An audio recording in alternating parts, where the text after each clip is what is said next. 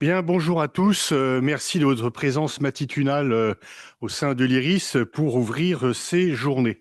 Donc, bienvenue dans notre amphithéâtre et merci de se joindre à nous pour cette journée qui s'annonce particulièrement riche en échanges et aussi en thématiques consacrées à la réflexion sur la défense face au changement climatique et aux polycrises mondiales. Cette journée va s'articuler en deux demi-journées, chacune abordant des thématiques distinctes. La première, ce matin, portera sur les constats stratégiques afin d'appréhender la manière dont les changements climatiques interagissent avec les dynamiques géopolitiques internationales. La seconde adoptera une approche plus opérationnelle en examinant la façon dont ces évolutions mettent à l'épreuve les forces armées et influencent leur mission.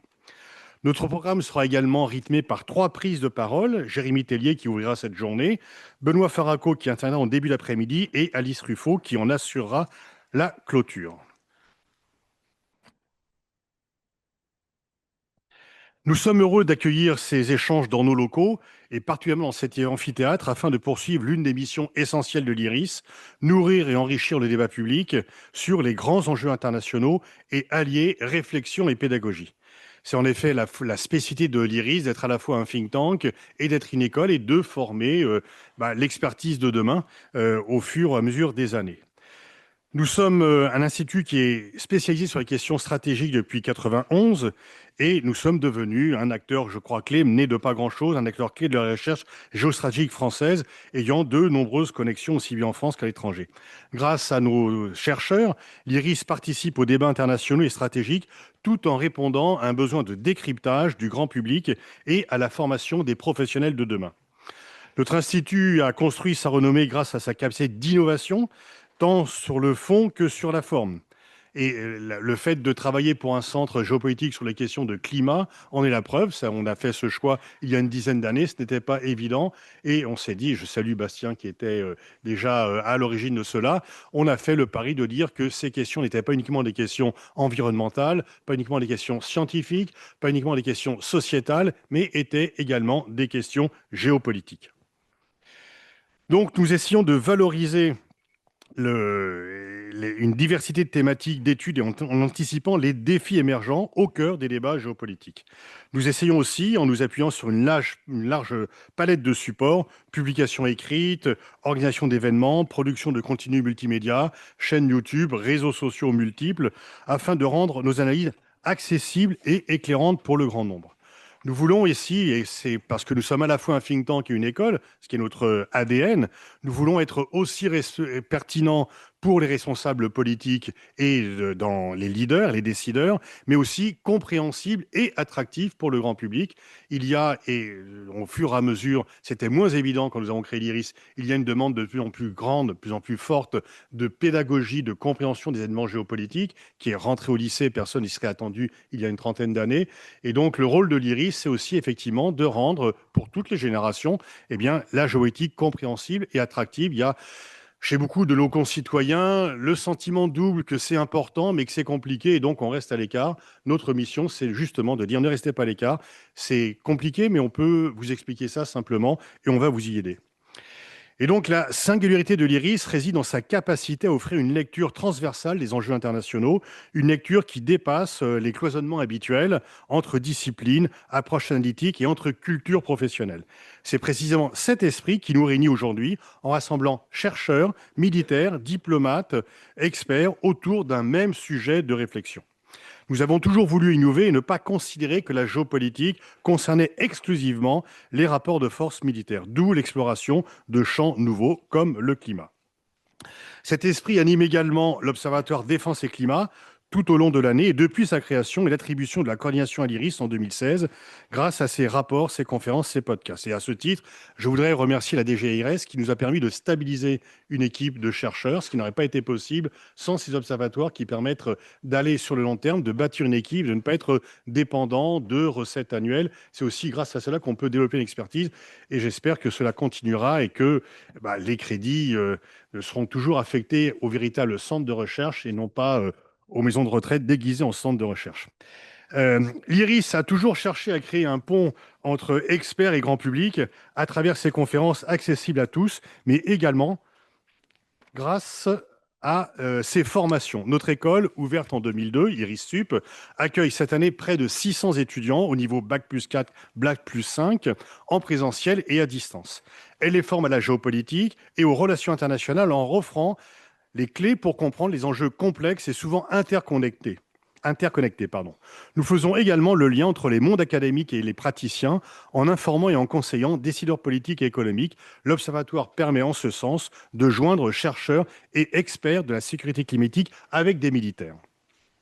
Grâce à sa rigueur et son exigence méthodologique dans la recherche, l'IRIS est en mesure de produire des analyses et des recherches permettant de comprendre et d'expliquer les phénomènes globaux de déstructuration et de recomposition.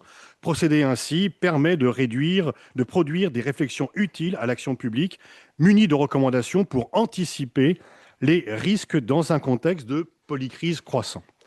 C'est ainsi que depuis plus de 15 ans déjà, l'IRIS s'investit pleinement dans l'étude des interactions entre climat, environnement d'une part, sécurité et défense de l'autre, à travers son programme Climat, environnement et sécurité pour analyser les défis climatiques et les défis majeurs pour la sécurité humaine, les nations et le système international, en analysant les implications pour les capacités opérationnelles et stratégiques des forces armées. Cet engagement intellectuel se reflète à travers l'Observatoire Défense et Climat, dont nous célébrerons l'an prochain le 10e anniversaire et que Mathilde et Julia mènent de main de maître avec leur équipe, qui s'est renforcée, qui s'est étoffée aussi bien en qualité qu'en nombre. Et dans ce cadre, nous avons le plaisir de contribuer aux réflexions stratégiques de la Direction générale des relations internationales et stratégiques du ministère des Armées, qui collabore avec les acteurs de la recherche française et qui est un élément clé de la recherche. Sans la contribution de la DGRS, la recherche stratégique n'aurait pas l'importance. Vous savez que c'est un domaine qui est compliqué, on n'est pas dans les milieux anglo-saxons où c'est facile de trouver des fonds, et c'est vrai que depuis très très longtemps, la DGRS est un élément essentiel d'aide à la réflexion géopolitique. Et donc nous essayons au mieux d'intégrer au mieux les travaux de prospective que nous réalisons. Merci à tous de votre présence et je cède la parole à Mathilde. Et avant de prendre la parole, je laisse la parole au commissaire général Jérôme Tellier.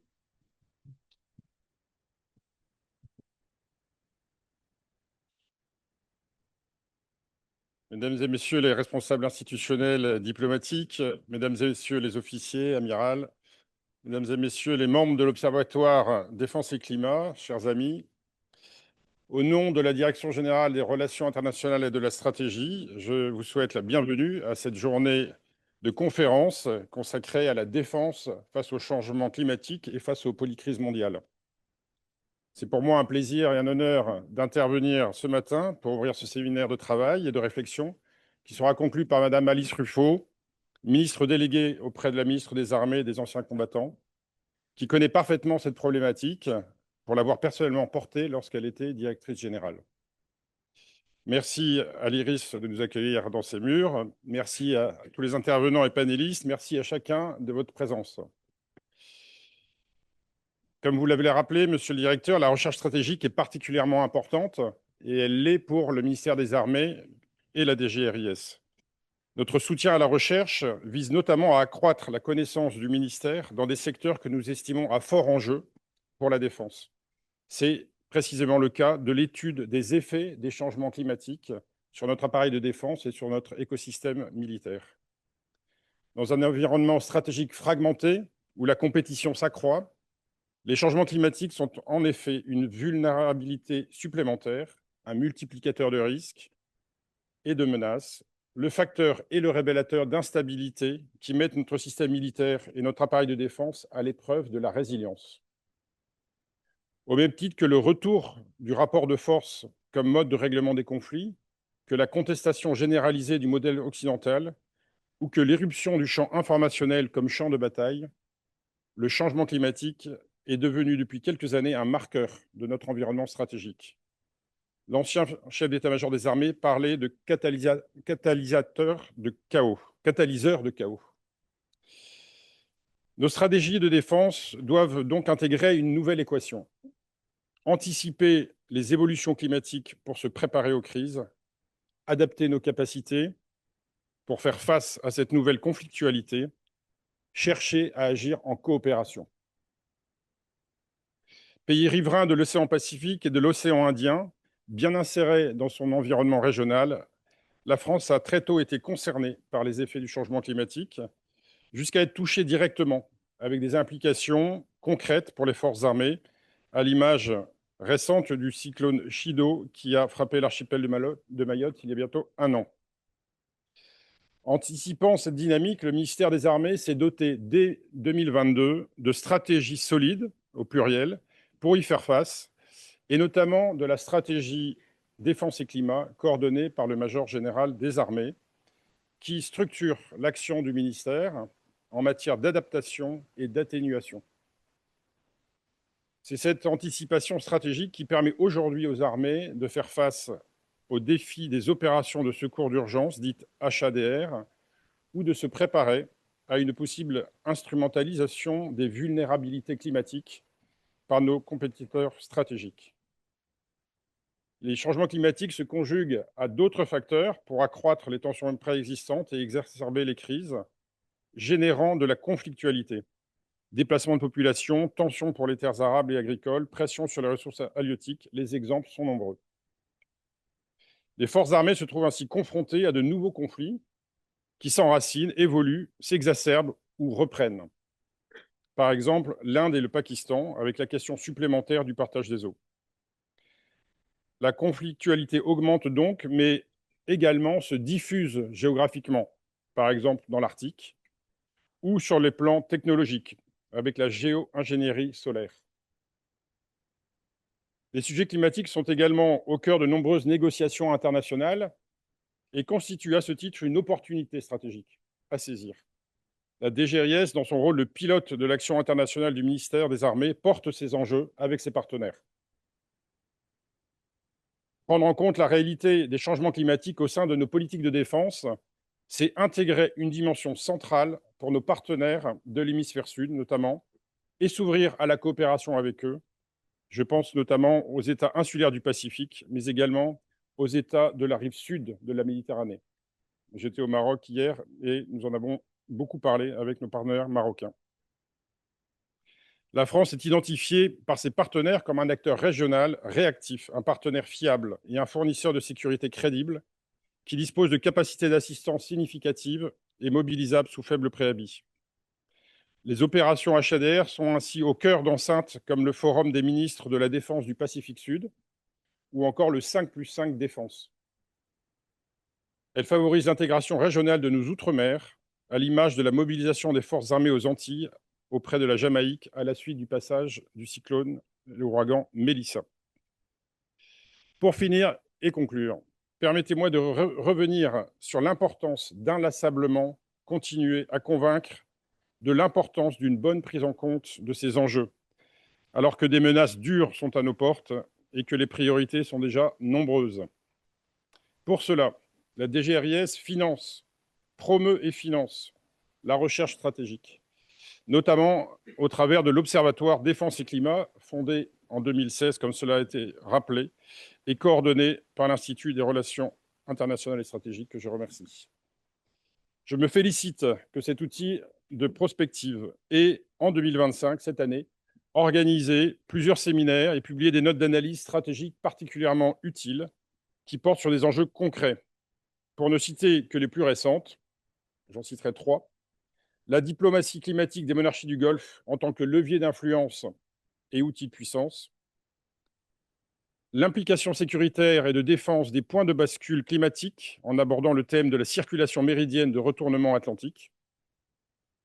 Et le troisième, la récente publication d'une note portant sur l'instrumentalisation et l'utilisation stratégique des vulnérabilités climatiques dans les conflits contemporains. Le colloque d'aujourd'hui va permettre d'approfondir l'analyse des dynamiques actuelles et les tendances liées au changement climatique, mais également d'aborder concrètement les implications sécuritaires et opérationnelles pour les forces armées. La prise en compte de ces enjeux doit en effet toujours s'ancrer dans le concret et dans la réalité. Toujours revenir à la réalité, celle à laquelle les armées sont confrontées et dans laquelle les armées doivent se préparer à opérer. Mesdames et messieurs, merci une nouvelle fois pour votre présence. Je vous souhaite un excellent colloque et vous remercie de votre attention.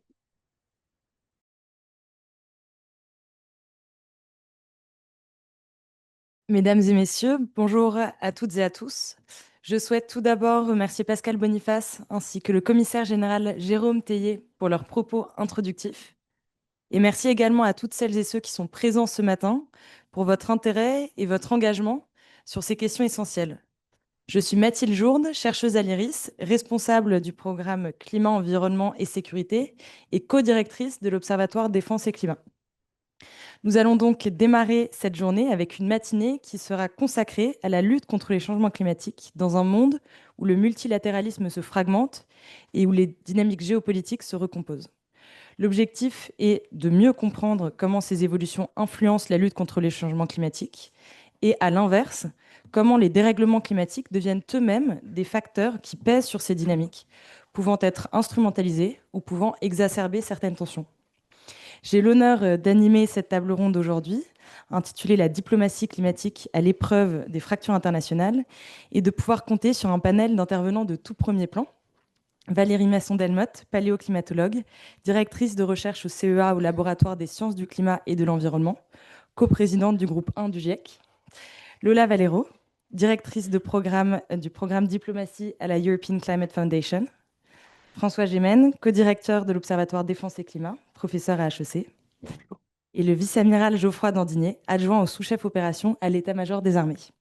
Merci à tous et à toutes d'être présents avec nous aujourd'hui. L'objectif est donc de comprendre avec cette première table ronde comment l'affaiblissement du multilatéralisme freine l'action climatique, alors que les grandes enceintes de négociations internationales doivent faire face à des rapports de force renouvelés, à une fragmentation géopolitique et diplomatique croissante. Donc sans plus attendre, je vais me tourner vers vous, Valérie Masson-Delmotte, pour commencer cette table ronde. Dans le contexte actuel, le climat et plus particulièrement les sciences et les scientifiques du climat font l'objet d'attaques. Ces remises en cause fragilisent la capacité collective à agir face à ce dérèglement climatique. Et je vous laisse donc la parole pour nous présenter plus spécifiquement cette dynamique qui est en cours. Merci. Oui, merci. Et en fait, parler du GIEC comme point de départ, c'est pertinent puisque en ce moment, en Seine-Saint-Denis est hébergée la première réunion des auteurs des 3 groupes de travail du 7e cycle.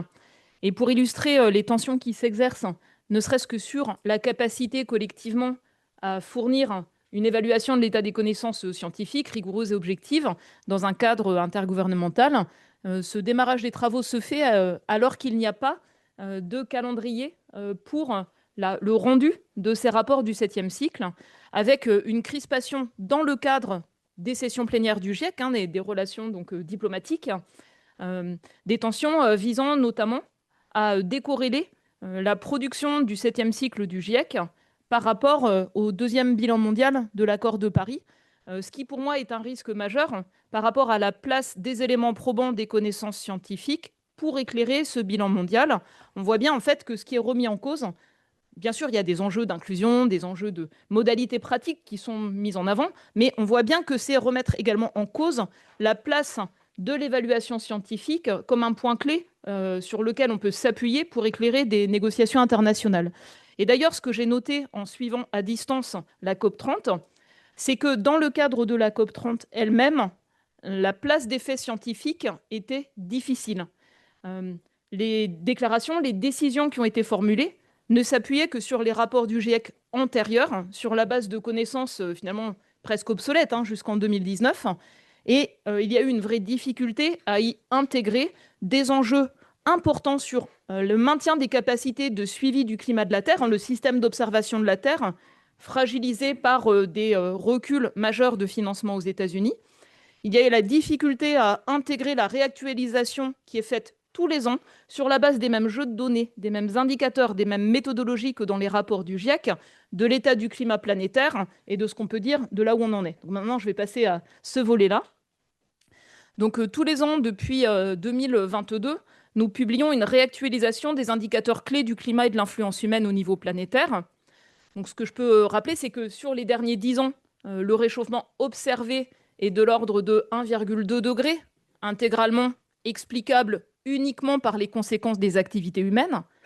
Sur les derniers 10 ans, le rythme de réchauffement planétaire a été encore plus rapide que précédemment, 0,27 degrés de plus, du fait de la réponse du climat à 2 facteurs, une hausse des émissions mondiales de gaz à effet de serre qui se poursuit, même si c'est moins rapidement depuis l'accord de Paris, notamment pour le CO2 fossile et lié à la déforestation, mais aussi aux progrès pour améliorer la qualité de l'air, qui en fait ont réduit les émissions de composés à courte durée de vie, qui affectent à la fois le climat avec un effet refroidissant et la pollution de l'air. Et de ce fait, les deux facteurs liés aux activités humaines ont joué dans le même sens, ce qui explique l'ampleur de ce réchauffement. Si on va jusqu'en 2024, on est maintenant dans un monde qu'on estime 1,36 degrés plus chaud, dû aux conséquences des activités humaines. Et sur plusieurs approches qui convergent, on anticipe en fait que le niveau de réchauffement planétaire au sens climat, pas pour une année donnée, atteindra 1,5 degré dans quelques années. Ça a été atteint en fait pour la première fois en 2024. Et le record de température de l'année 2024, c'est un événement banal dans le climat actuel, du fait de la superposition de la variabilité interne du climat, l'événement El Niño dans les tropiques, la variabilité chaude dans l'océan Atlantique, pour ce niveau actuel de réchauffement. Et puis enfin, donc, dans la plage actuelle de niveau de réchauffement, donc, qui est d'ailleurs cohérente avec ce qui était attendu, les projections antérieures climatiques, même depuis la fin des années 1980. Pour les climatologues, pour l'instant, il n'y a pas de surprise par rapport à la réponse du climat. Donc, une des autres conséquences qu'on observe, c'est l'accélération du rythme de montée du niveau de la mer, qui était également projetée, même depuis le deuxième rapport du GIEC il y a 30 ans. Donc, ça n'est pas non plus une surprise. On commence à en discerner les effets sur cette montée du niveau de la mer, notamment par l'augmentation, par exemple, des inondations chroniques à marée haute, à Cayenne en Guyane, un exemple parmi d'autres. Et donc, par rapport à cet état du réchauffement, on rentre dans une plage avec une forte aggravation des impacts et des risques. Entre maintenant, un niveau de réchauffement d'1,5 degré, donc attendu vers 2030, un niveau de réchauffement de 2 degrés, plausible vers 2050. Pourquoi ? Parce qu'en fait, ces incréments de réchauffement planétaire supplémentaires, dans différentes régions du monde, ils vont augmenter la fréquence, l'intensité de multiples facteurs climatiques dont on sait qu'ils sont générateurs d'impact, des effets chroniques, mais aussi des effets aigus associés à l'effet dopant d'un climat plus chaud sur les vagues de chaleur terrestres et marines, sur l'assèchement des sols, les sécheresses des sols, et sur les pluies extrêmes, notamment. Donc, en fait, ce que l'on observe, c'est d'ailleurs cette aggravation des impacts dans des zones qui ont été identifiées comme des points chauds du réchauffement parce qu'elles conjuguent une combinaison de facteurs climatiques qui changent et une forte exposition, une forte vulnérabilité. Et donc, sur la base des négociations climatiques et des engagements réactualisés, les politiques publiques actuellement en œuvre nous emmèneraient vers 2100 sur une plage de réchauffement de l'ordre de 2,8 degrés. Si les engagements mis sur la table par les différents pays étaient tenus plutôt vers 2,3, 2,5 degrés, donc on voit à quel point la mise en œuvre des engagements sur la période actuelle des années à venir est critique par rapport à l'ampleur du réchauffement dans la deuxième moitié de ce siècle. On peut également, je voudrais également terminer par donner 3 exemples d'événements qui sont sources régionalement, localement, de crises majeures, pour lesquels on peut discerner un rôle majeur du changement climatique dans la probabilité d'occurrence et l'intensité de l'événement. Donc vous avez fait référence tout à l'heure à l'ouragan Melissa, catégorie 5. L'ouragan Melissa, donc, qui a touché la Jamaïque et les pays voisins, plusieurs millions de personnes, donc, qui a atteint des vents, au moment d'arriver en Jamaïque, des vents moyens à 295 km/h, des rafales à 400 km/h. Donc il y a eu 4 études d'attribution. Donc c'est vraiment les sciences du climat qui posent un diagnostic sur un événement rare de ce type. Donc les vagues de chaleur marine, l'anomalie de température chaude de l'océan n'aurait pas été possible dans un climat pré-industriel. Elle a été rendue des centaines de fois plus probable dans le climat actuel. Et ça joue un rôle important dans l'intensification rapide. La deuxième chose, c'est les conditions météorologiques et océanographiques propices à l'atteinte d'une catégorie 5. La probabilité d'occurrence a été multipliée environ par 6. Et enfin, sur les caractéristiques de l'événement, la vitesse des vents a probablement été augmentée de l'ordre de 10%, de même que l'intensité des pluies. Donc 10% de vent, quand on passe de vent moyen de 250 à 280 km/h, ou 280 à 300 km/h, en fait, 10% d'augmentation, c'est 25% de puissance destructrice en plus. Et c'est ce qui fait qu'en termes de dommages, on va passer de 50% d'infrastructures abîmées à 80 à 100%. Et donc, ça explique le montant des dommages qui est estimé de l'ordre de 10 milliards de dollars pour la Jamaïque, donc presque 30% du PIB, en fait. On voit bien l'ampleur des dommages.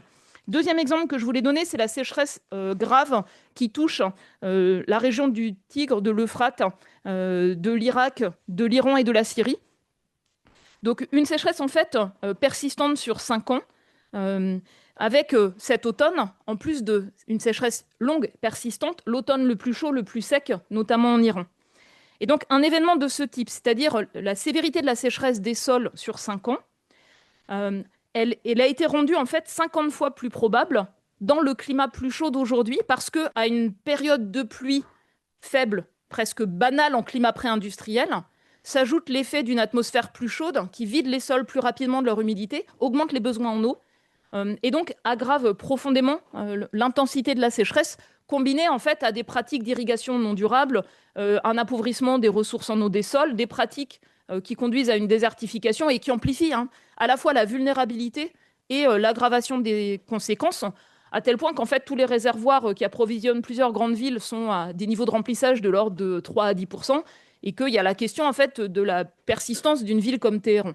Donc on voit en fait à quel point localement l'effet du changement climatique s'ajoute à d'autres facteurs de tension et conduit à une situation qu'on peut appeler une banqueroute sur l'approvisionnement en eau. Et puis le dernier exemple que je voulais donner, c'était les inondations en Asie qui ont touché de manière dramatique le Sri Lanka, la Thaïlande, la Malaisie et l'Indonésie. Donc plusieurs millions de sinistrés. Rien qu'au Sri Lanka, on estime que c'est 1,5 million de personnes, 1500 morts. Et donc l'analyse rapide de la NOAA montre que c'est un record exceptionnel de pluie. Et les travaux de scientifiques indiens montrent en fait que dans le secteur de l'océan Indien, il y a une forte intensification des pluies extrêmes associées aux cyclones qu'on peut attribuer au réchauffement de l'océan Indien et du climat régional, et donc qui amplifie en fait l'intensité des pluies, donc les inondations brutales, ainsi que les glissements de terrain qui sont source de dommages. Donc c'est juste pour illustrer en fait dans le monde réel, parmi le contexte multiple de crises, dans certains contextes, on arrive à des intensités aujourd'hui d'événements extrêmes qui dépassent totalement en fait les capacités standards d'adaptation et qui font passer en mode brutal de gestion de crise, avec tous les défis de la reconstruction post-catastrophe. Et enfin, je voulais souligner un dernier point qui est souvent peu mentionné, mais par rapport aux conséquences du changement climatique, chaleur, sécheresse, cycle de l'eau plus intense, plus variable, plus intense, une des conséquences majeures, c'est les discontinuités d'accès à l'éducation. Je veux le mentionner comme un point très important. Donc, 1er juillet en France, 2000 écoles fermées dans l'Hexagone. La situation en Guadeloupe ou à Mayotte catastrophique, parce que problème d'approvisionnement en eau ou plus extrême, dévastation des établissements scolaires ou fermeture. Et c'est quelque chose qu'on observe dans beaucoup de régions du monde, qui ne fait pas l'objet d'un suivi, mais qui est pour moi un risque majeur, parce que ces discontinuités d'accès à l'éducation, en fait, elles ont des implications sur la réussite scolaire, l'accès à des diplômes, l'accès à des formations qualifiantes, et donc c'est des risques aussi de pièges de pauvreté de manière générale. Et enfin, le dernier point que je veux souligner, c'est que au moment des événements extrêmes, comme plus largement, les aspects liés au changement climatique, même les études d'attribution que je viens de mentionner, font l'objet d'une désinformation massive, brutale, structurée, qui s'inscrit plus largement dans une montée en puissance de l'obstruction à la compréhension et à l'action pour le climat. Donc la capacité de comprendre, mais aussi la capacité à discerner quels sont les leviers d'action, quelles sont les solutions qui fonctionnent. Et ça, je pense que ça demande une attention majeure, c'est-à-dire une réponse même stratégique sur la capacité en fait à discerner cette désinformation, la détecter, comprendre ses sources, comprendre les mécanismes sur lesquels elle s'appuie pour trouver des relais qui relèvent aussi de mouvements politiques, de failles, en fait, de vulnérabilité dans le fonctionnement des individus et des sociétés, des médias sociaux et d'autres. Il y a une faiblesse du cadre réglementaire et législatif, et je pense que ça, c'est un enjeu majeur pour la place de la science dans la société, en plus des autres difficultés que vous connaissez bien.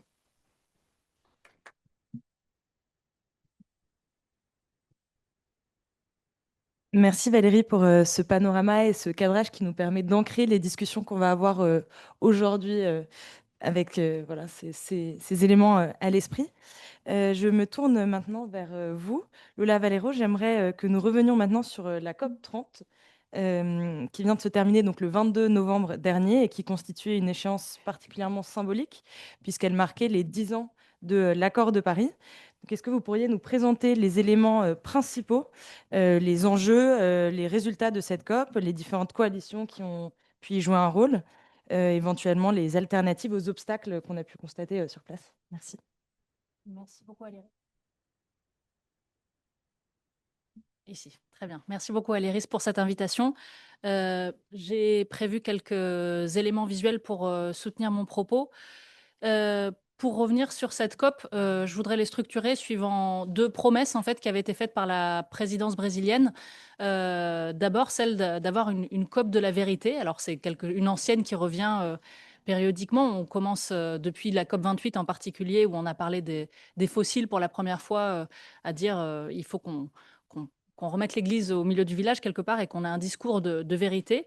Évidemment, on met plusieurs choses derrière cela. Pour essayer d'apprécier dans quelle mesure ça s'est réalisé, peut-être regarder la décision qui a peut-être consacré le plus de débats politiques et qui a été la plus commentée. Plusieurs éléments pertinents peut-être pour cette journée. D'abord, un message envoyé assez positif sur le fait que l'accord de Paris est un cadre qui marche et que la transition est irréversible. C'était un message qui était important dans le contexte d'attaques extrêmement fortes des États-Unis, du système multilatéral, du consensus scientifique.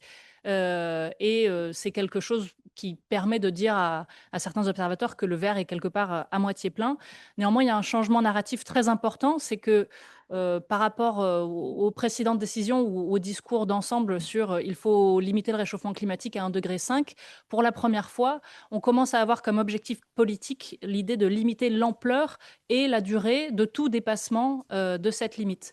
Et ça, c'est un discours à la fois de vérité par rapport aux faits scientifiques que Valérie a brillamment énoncés, mais aussi un changement qui va forcément être source de perturbations et de déstabilisation, que ce soit dans les constats qui est affecté et aussi dans le déploiement des solutions, notamment la géo-ingénierie solaire auquel vous avez fait référence aussi plus tôt. Peut-être le plus important, je pense, c'est de regarder, quand on parle de vérité, j'en parlais tout à l'heure, de la transition vers l'abandon des fossiles. La COP 28 était la première sous présidence émirati à parler de la nécessité de transitionner vers l'abandon des fossiles. Néanmoins, cette COP-ci a été très silencieuse sur ce thème-ci, notamment sans ne serait-ce que répéter ce sur quoi on s'était mis d'accord il y a 2 ans, et finalement avec très peu de progrès dans le cadre des négociations. La présidence brésilienne a finalement réussi à dire on va avoir une feuille de route qui va être développée à côté des négociations sous l'égide de la présidence brésilienne pour voilà, transitionner vers l'abandon des fossiles et aussi lutter contre la déforestation.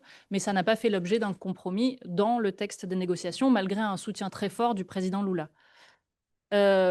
Le rôle de la présidence brésilienne pose question quant à ce résultat. On peut parler d'opacité dans le sens où la deuxième semaine des négociations est celle qui a vraiment généré le plus de confusion parmi les observateurs. En général, la deuxième semaine des COP, c'est là où les issues les plus sensibles sont élevées au niveau politique. Et en clair, les négociateurs sont dessaisis des questions et c'est vraiment des discussions politiques qui impliquent beaucoup plus les ministres. Et on a besoin de moments où on fait le point finalement des avancées et de l'état des compromis avec des textes intermédiaires qui permettent de suivre où on en est. Or, dans cette deuxième semaine, on n'a eu aucun texte sur cette fameuse décision Mutirão, qui veut dire effort collectif en brésilien et qui était la plus importante. Ça a été assez critiqué et je pense que ça pose question aussi sur le rôle qu'a joué le Brésil lui-même, un rôle qui est quand même assez ambigu. Peut-être pour essayer d'éclairer qu'est-ce qui se passe. C'est très important de regarder qui sont les pays impliqués et le rôle des groupes et des alliances dans les COP. Les pays négocient suivant des groupes régionaux ou d'intérêt collectif. Néanmoins, on le voit, c'est une photo extrêmement compliquée. Et il y a des pays qui sont pivots, qui peuvent jouer un rôle d'influence très forte dans différents groupes. Par exemple, l'Égypte, qui est à la fois dans le groupe arabe, dans le groupe Afrique et dans le groupe des pays en développement non alignés. Et puis, il y a aussi des groupes invisibles, mais qui jouent un rôle assez important. Les BRICS+, par exemple, qui est une alliance géopolitique majeure qui compte aujourd'hui 10 pays et qui, depuis peu, a aussi inclus des grands pays producteurs comme l'Iran, les Émirats ou l'Arabie saoudite. Et aussi montre qu'en fait, il y a des coalitions qui ne sont pas visibles ici, mais qui sont plutôt liées à qui sont les pays producteurs ou les pays qui espèrent devenir producteurs. Par exemple, la Tanzanie, qui avait la présidence du groupe Afrique, a découvert des gisements importants de gaz et a aussi été critiquée pour avoir pris une position contre une feuille de route de sortie des énergies fossiles, sans avoir peut-être un vrai consensus au sein de ce groupe-là. Il y a par exemple, quand on parlait quelque part du fait que la réalité des forces en présence et des rapports de force est disputée. J'inclus ici un article du média Carbon Brief qui a révélé dans une fuite, finalement, le, le fait que les chiffres que présentait la présidence brésilienne, il y a 80% pour cette feuille de route de sortie des fossiles et 80 pays contre, est en fait assez disputé. Quand on regarde le compte qui en a été fait, si on en croit cette source, il y a en fait 14 pays qui ont été comptés 2 fois. Donc finalement, on voit que l'opacité remet en cause la légitimité. Néanmoins, ça montre quand même quelque chose d'assez préoccupant sur la capacité du processus de générer de l'adhésion et de fonctionner pour avancer les sujets majeurs identifiés. La COP, c'est surtout un espace beaucoup aussi dédié à faire avancer les questions de justice climatique. On a eu un nouveau mécanisme adopté pour faire avancer les questions de transition juste, c'est-à-dire la prise en considération des droits humains dans la transition vers les technologies bas carbone, par exemple, mais pas uniquement, et aussi un engagement pour tripler les financements de l'adaptation d'ici 2035. Trop tard, pas assez précis, suivant les pays en développement, mais néanmoins une avancée relative. Néanmoins, peut-être ce qui est vraiment le plus préoccupant, je pense, c'est que dans quand on essaye de faire le bilan, on voit des frustrations extrêmement fortes et peut-être qui n'ont jamais été exprimées aussi clairement, à mon avis, et surtout une fragilité très préoccupante des alliances historiques. Peut-être pour parler des frustrations très fortes, j'ai inclus une citation du secrétaire d'État polonais qui exprime la frustration de son point de vue en tant qu'Européen, du fait que l'Europe est finalement surinvestie pour avancer. Et à contrario, un think tank indien qui accuse les pays développés de tactiques de disruption. Ce sont juste des exemples, mais c'est quand même révélateur d'un discours de tension et finalement de dispute sur la réalité de ces négociations et du fait qu'elles arrivent à faire avancer quelque chose. La fragilité historique, à mon avis, des alliances, par exemple entre l'Europe et les petites îles en voie de développement, est aussi très préoccupante parce que on voit une sorte de jeu de se rejeter la faute qui montre qu'on a vraiment besoin de faire l'aggiornamento de ce qui s'est passé pour éviter de précipiter cette déstabilisation et cette désagrégation des alliances dans le cadre multilatéral. En tout cas, un vrai moment de réveil, je pense, pour notamment l'Europe en termes de diplomatie climatique.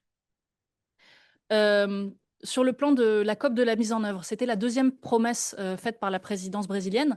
En clair, on a une sorte de fatigue avec l'idée qu'il faut sans cesse avoir de nouveaux objectifs. C'était pourtant l'objectif principal aussi de cette COP 30, c'était que les pays soumettent de nouveaux engagements climatiques à échéance 2035. L'Europe a soumis le sien tard, mais juste avant la COP, et avec une fourchette plus élevée que par le passé, en utilisant aussi des crédits carbone internationaux.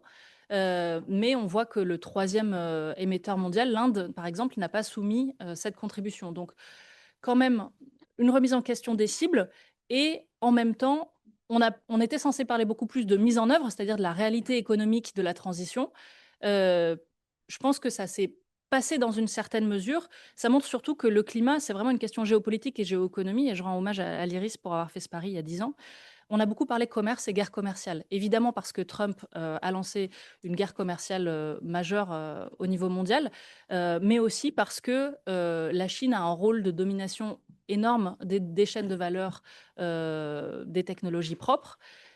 Néanmoins, dans les COP, c'est encore une fois l'Europe qui est vraiment la principale accusée de ce que sont les mesures unilatérales de commerce, et notamment la taxe carbone aux frontières, qui est vue comme une mesure très injuste. Donc, au final, on va avoir davantage de discussions et de dialogues sur les questions commerce qui sont rentrées de plein pied dans les négociations climatiques en tant que telles et qui ne sont plus réservées au domaine de l'OMC. Je voudrais juste donner deux autres exemples qui montrent qu'à mon avis, on voit des recompositions assez nouvelles et assez étonnantes. C'est qu'en fait, quand on regarde ce qui se passe à l'OMC, on n'a pas forcément quelque chose d'aussi binaire que Europe contre le reste du monde, mais on a la Chine, par exemple, qui assigne l'Inde pour des mesures commerciales vues comme injustes. Ou aussi le fait que la Chine, encore une fois, a renoncé volontairement à son statut de pays en développement à l'OMC, mais est loin de le faire dans l'arène climatique. Sur la question de la COP de la mise en œuvre, peut-être une chose qui ressort de cette COP, c'est finalement de l'aveu même du président de la COP, et c'est vraiment pas neutre d'avoir fait cette tribune-là dans le Financial Times au lendemain de la COP. On a besoin de choses aussi à côté des COP, de ce qu'on appelle les coalitions of the willing, des coalitions de volontaires pour continuer à avancer. Et ça pose aussi la question de comment réussir à articuler ces deux éléments, à la fois avancer avec ceux qui le souhaitent, sans pour autant délégitimer le processus multilatéral. J'ai donné quelques exemples, le Climate Club qui parle de décarbonation industrielle et qui essaye de rentrer véritablement sur le niveau de quels sont les standards pour l'énergie propre de demain, les standards pour l'industrie propre de demain, pour éviter justement des mesures de rétorsion commerciale. Comment avoir des contributions de solidarité en taxant les secteurs fossiles, ou comment échanger sur les mécanismes de prix du carbone, pour en citer quelques-uns qui ont eu des avancées significatives à cette COP30. Voilà, merci beaucoup.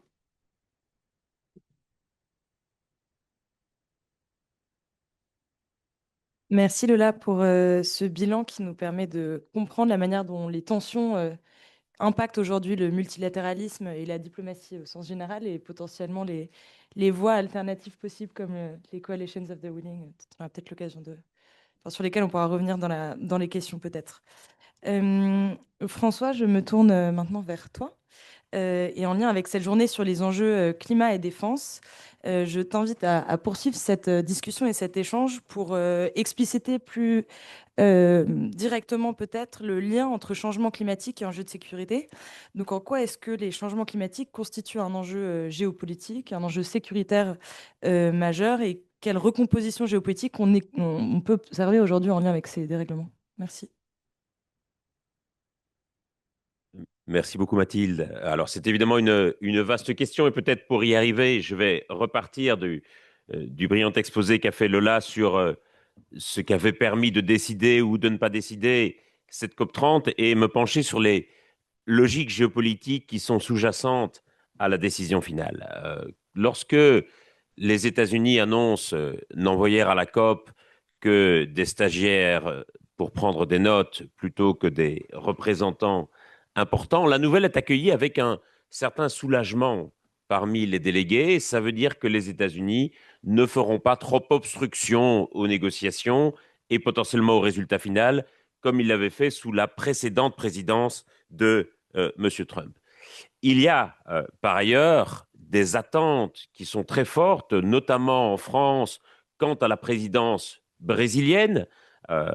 Il faut savoir que la délégation brésilienne est historiquement dans les COP la plus nombreuse. Il faut savoir que le pays est un pays qui a effectivement montré beaucoup d'enthousiasme à l'idée d'accueillir cette COP. C'est une sorte de revanche aussi pour Lula, puisqu'il était initialement prévu que ce soit le Brésil qui accueille la COP 25, mais que Lula avait été défait par Jair Bolsonaro, qui avait refusé que le Brésil accueille la COP 25. Et donc, il y avait effectivement beaucoup d'investissements brésiliens autour de cette COP. Et il y avait évidemment le symbole d'amener les quelques 40 000 participants à Belém, aux portes de l'Amazonie.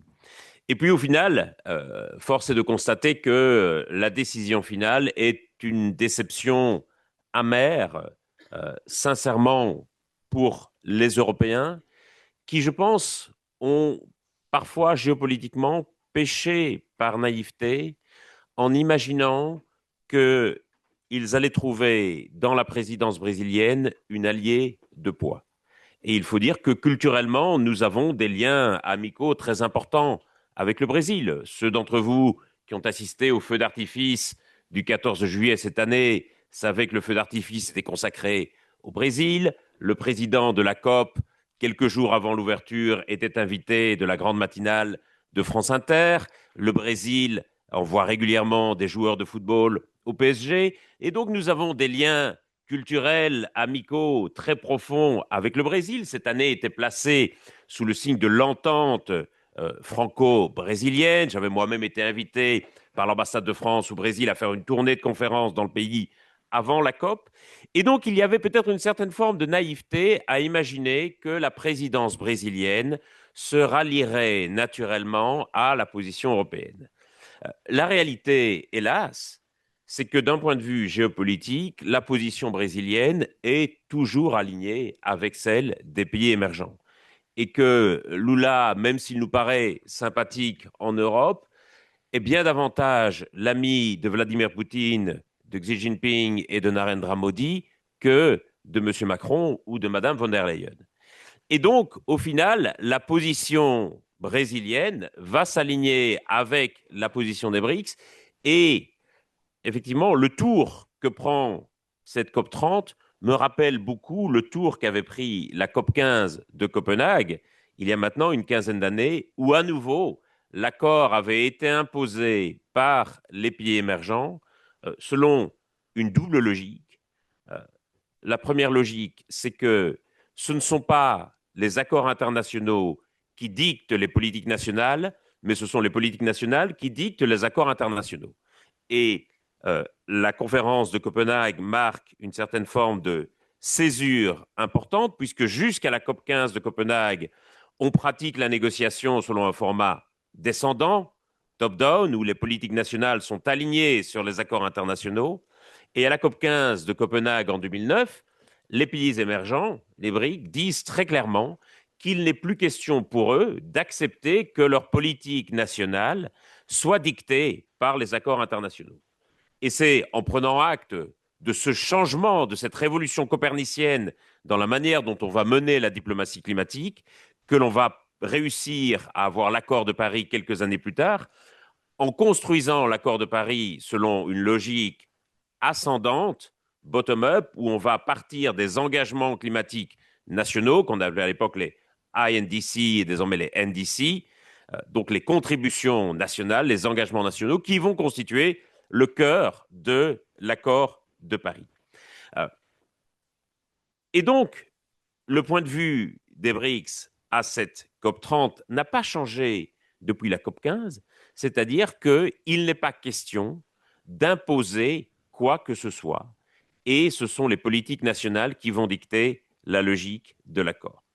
Le deuxième élément de changement majeur, c'est le fait que toute contrainte est abandonnée, et donc la logique même du droit international contraignant est abandonnée pour être dans une logique déclarative, dans une logique d'intention, et la coopération internationale, depuis la COP 15 de Copenhague, repose quasiment exclusivement sur les engagements volontaires des différents pays, ce qui pose une question de fragilisation quand on voit que à peu près 40% des pays n'ont même pas rendu leurs engagements nationaux alors qu'ils s'étaient engagés à le faire à l'approche de la COP 30.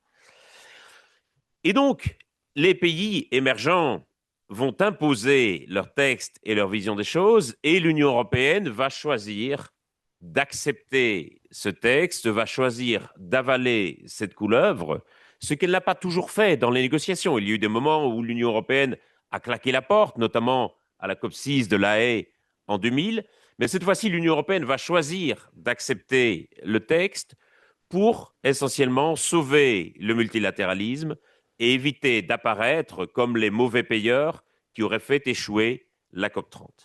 Et ici, je ne jette absolument pas la pierre aux délégués européens et je ne sais pas moi-même ce que j'aurais fait à leur place et j'aurais de toute façon sans doute été un très mauvais diplomate. Mais il est certain que la position européenne, elle est dictée avant tout par le souci de sauver la face du multilatéralisme. Et le message que souhaitent envoyer les délégués européens, notamment après la COP30, c'est de dire certes, l'accord est décevant, certes, l'accord est insuffisant, mais au moins, nous avons montré que le multilatéralisme restait vivant, nous avons montré que la coopération internationale restait vivace pour lutter contre le changement climatique. Et donc, de cette manière, il souhaite envoyer également un message à Donald Trump, qui, vous le savez, est vent debout contre toute idée de coopération internationale et se désengage de plusieurs processus de coopération. Et donc, si l'Europe accepte le texte final, c'est à la fois pour éviter de passer pour les mauvais payeurs, puisque l'Europe a du mal à concrétiser les promesses de financement qui avaient été faites, puisque les poches des gouvernements sont vides, et d'autre part, pour éviter en quelque sorte de donner raison à Donald Trump, pour éviter que Donald Trump ne puisse dire après la COP30, vous voyez, on avait raison de ne pas y aller, de toute façon ça ne sert à rien, et les autres sont incapables de s'entendre sur la manière d'agir. Et donc de ce fait, le fait que nous nous soyons mis d'accord sur ce texte très insuffisant pose évidemment la question de savoir à quoi servent ces négociations dans ce contexte de fragmentation géopolitique. Et il me semble que les COP remplissent en fait une triple fonction. La première, c'est de créer du droit international. La seconde, c'est d'envoyer des signaux aux acteurs économiques et à l'opinion publique. Et la troisième, c'est de faire des affaires.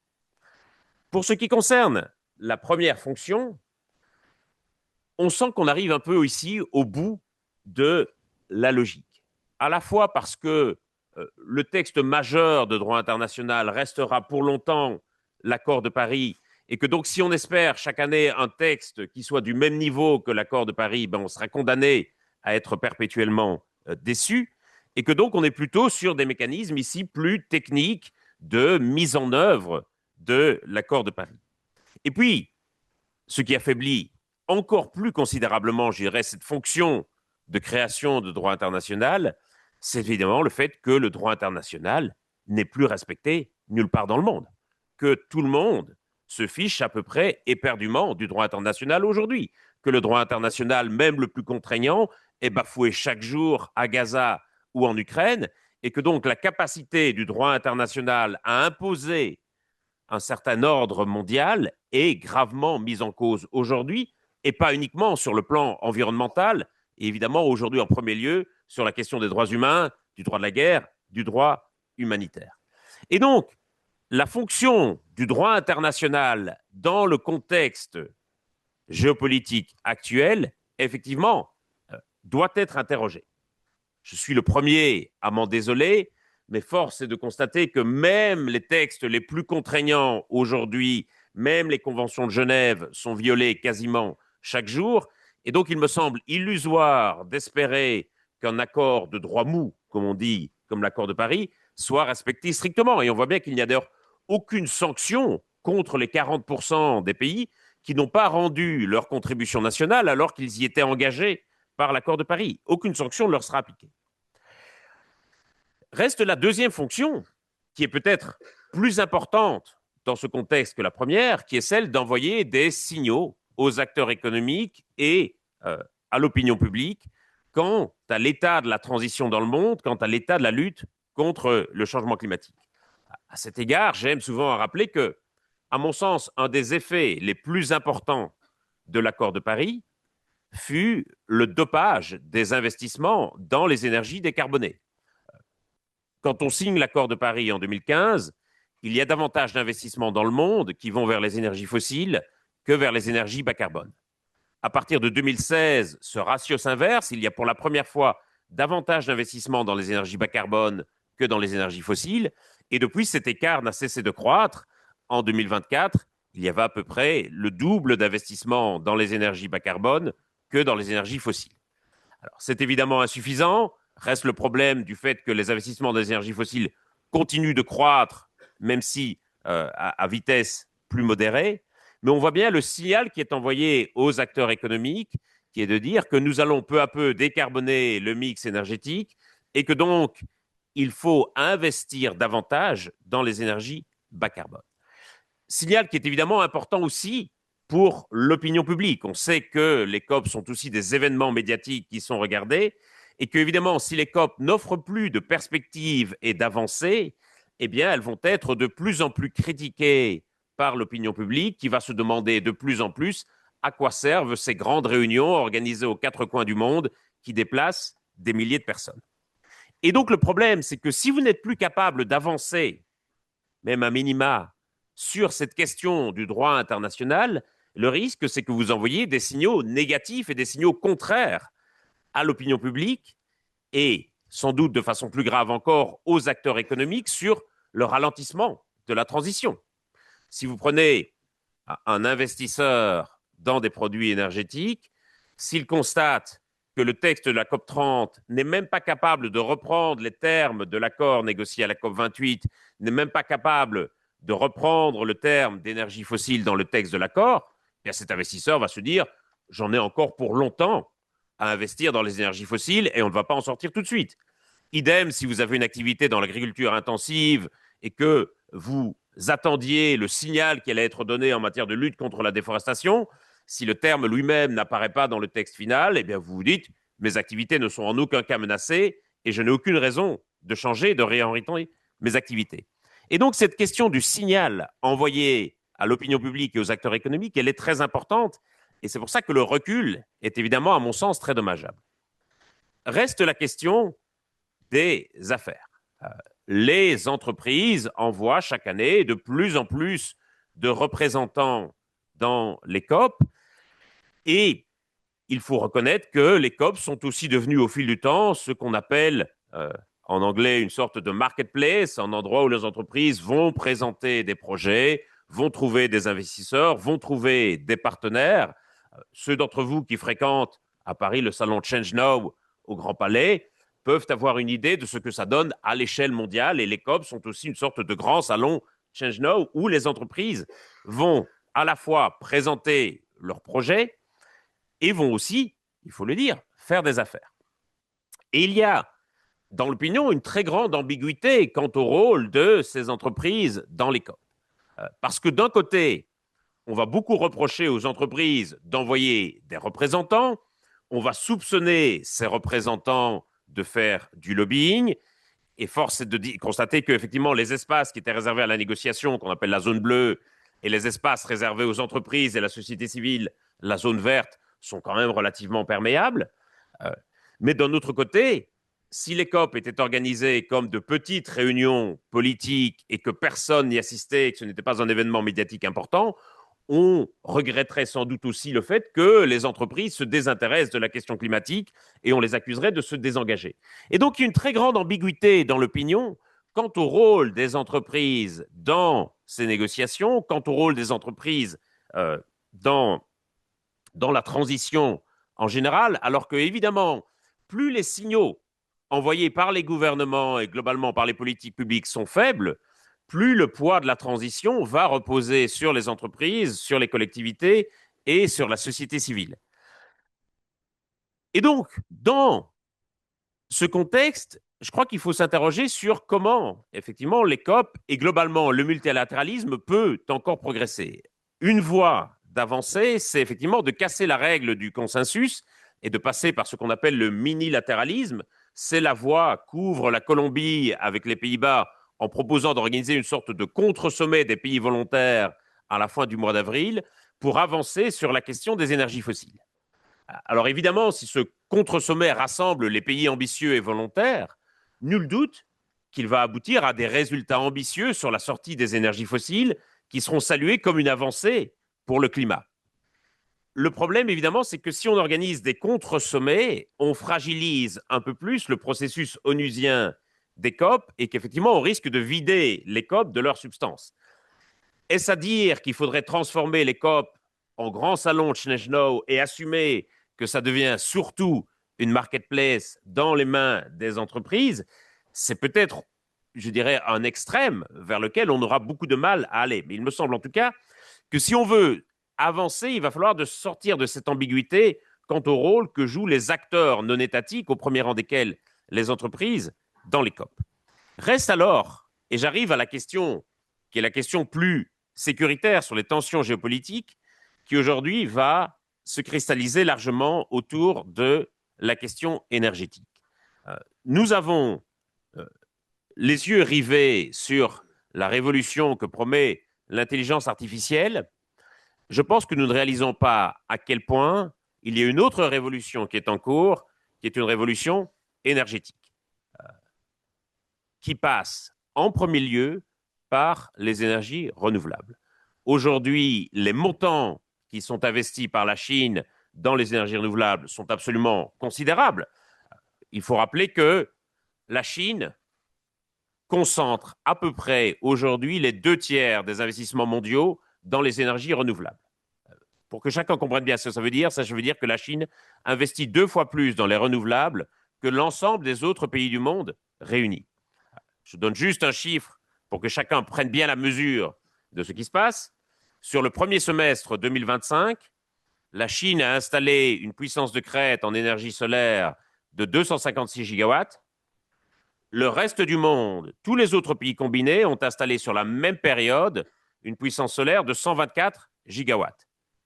Ce qui veut dire que la Chine a non seulement installé plus du double de ce que tous les autres ont installé sur la même période en énergie solaire, ce qui veut dire aussi qu'on a installé sur le premier semestre 2025, on a installé sur le premier semestre 2025 à peu près la même puissance énergétique que l'ensemble des réacteurs nucléaires dans le monde. Je ne sais pas si on réalise la vitesse à laquelle se produit cette transformation énergétique. D'ici 2033, selon les projections de l'Agence internationale de l'énergie, l'énergie solaire sera la principale source de production d'électricité dans le monde devant le charbon. Et si la Chine fait évidemment ces investissements, ce n'est pas parce que le Parti communiste chinois est devenu écolo d'un seul coup, c'est parce que la Chine a bien compris que le 21e siècle serait le siècle de l'électricité et qu'elle a l'intention de devenir la superpuissance électrique et donc la superpuissance géopolitique du 21e siècle. Pendant ce temps, les États-Unis misent essentiellement sur la tech et sur l'intelligence artificielle, et pour cela, vont avoir recours à davantage d'énergie fossile. Pour la première fois depuis 30 ans, le charbon aux États-Unis remonte et le déclin du charbon aux États-Unis est enrayé depuis 30 ans. Et on voit bien que sur le plan énergétique, alors que la Chine regarde vers le futur, les États-Unis regardent vers le passé. Ces deux révolutions de l'intelligence artificielle et de l'énergie sont évidemment mues avant tout par des intérêts économiques et géopolitiques. Elles ne sont pas du tout mues par la conscience écologique. Et donc, il faut bien comprendre que la question qui se pose pour nous, Européens ou globalement sensibles à la question de la protection du climat, c'est de voir comment nous allons pouvoir nous arrimer stratégiquement à cette question de la révolution énergétique pour des raisons de souveraineté, pour des raisons de compétitivité des entreprises. Et si on le fait, ça va être en premier lieu pour des raisons, à mon sens, de souveraineté et de compétitivité, davantage que pour des raisons écologiques.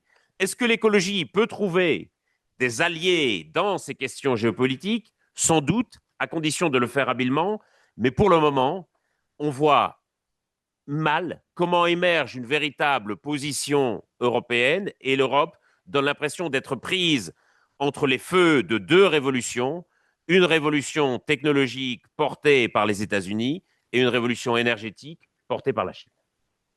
Merci François pour cet exposé qui nous permet de bien comprendre la manière dont les enjeux climatiques sont aussi vraiment un outil de puissance et qui explique aussi pourquoi l'Union européenne doit vraiment se saisir de cette même perspective stratégique et long terme dans sa stratégie de lutte contre les changements climatiques.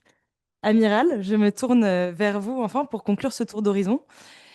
Comment est-ce que les acteurs de la défense intègrent aujourd'hui les changements climatiques? En quoi est-ce que ces enjeux sont des enjeux de souveraineté pour faire écho à ce que disait François, de planification stratégique et de coopération internationale? Merci. D'abord, merci de m'avoir convié à cette journée. Merci, merci Jérôme aussi. On va s'éloigner un petit peu de ce qui a été dit jusqu'à présent et des questions autour de la COP, mais on va rester sur des questions qui concernent la géopolitique.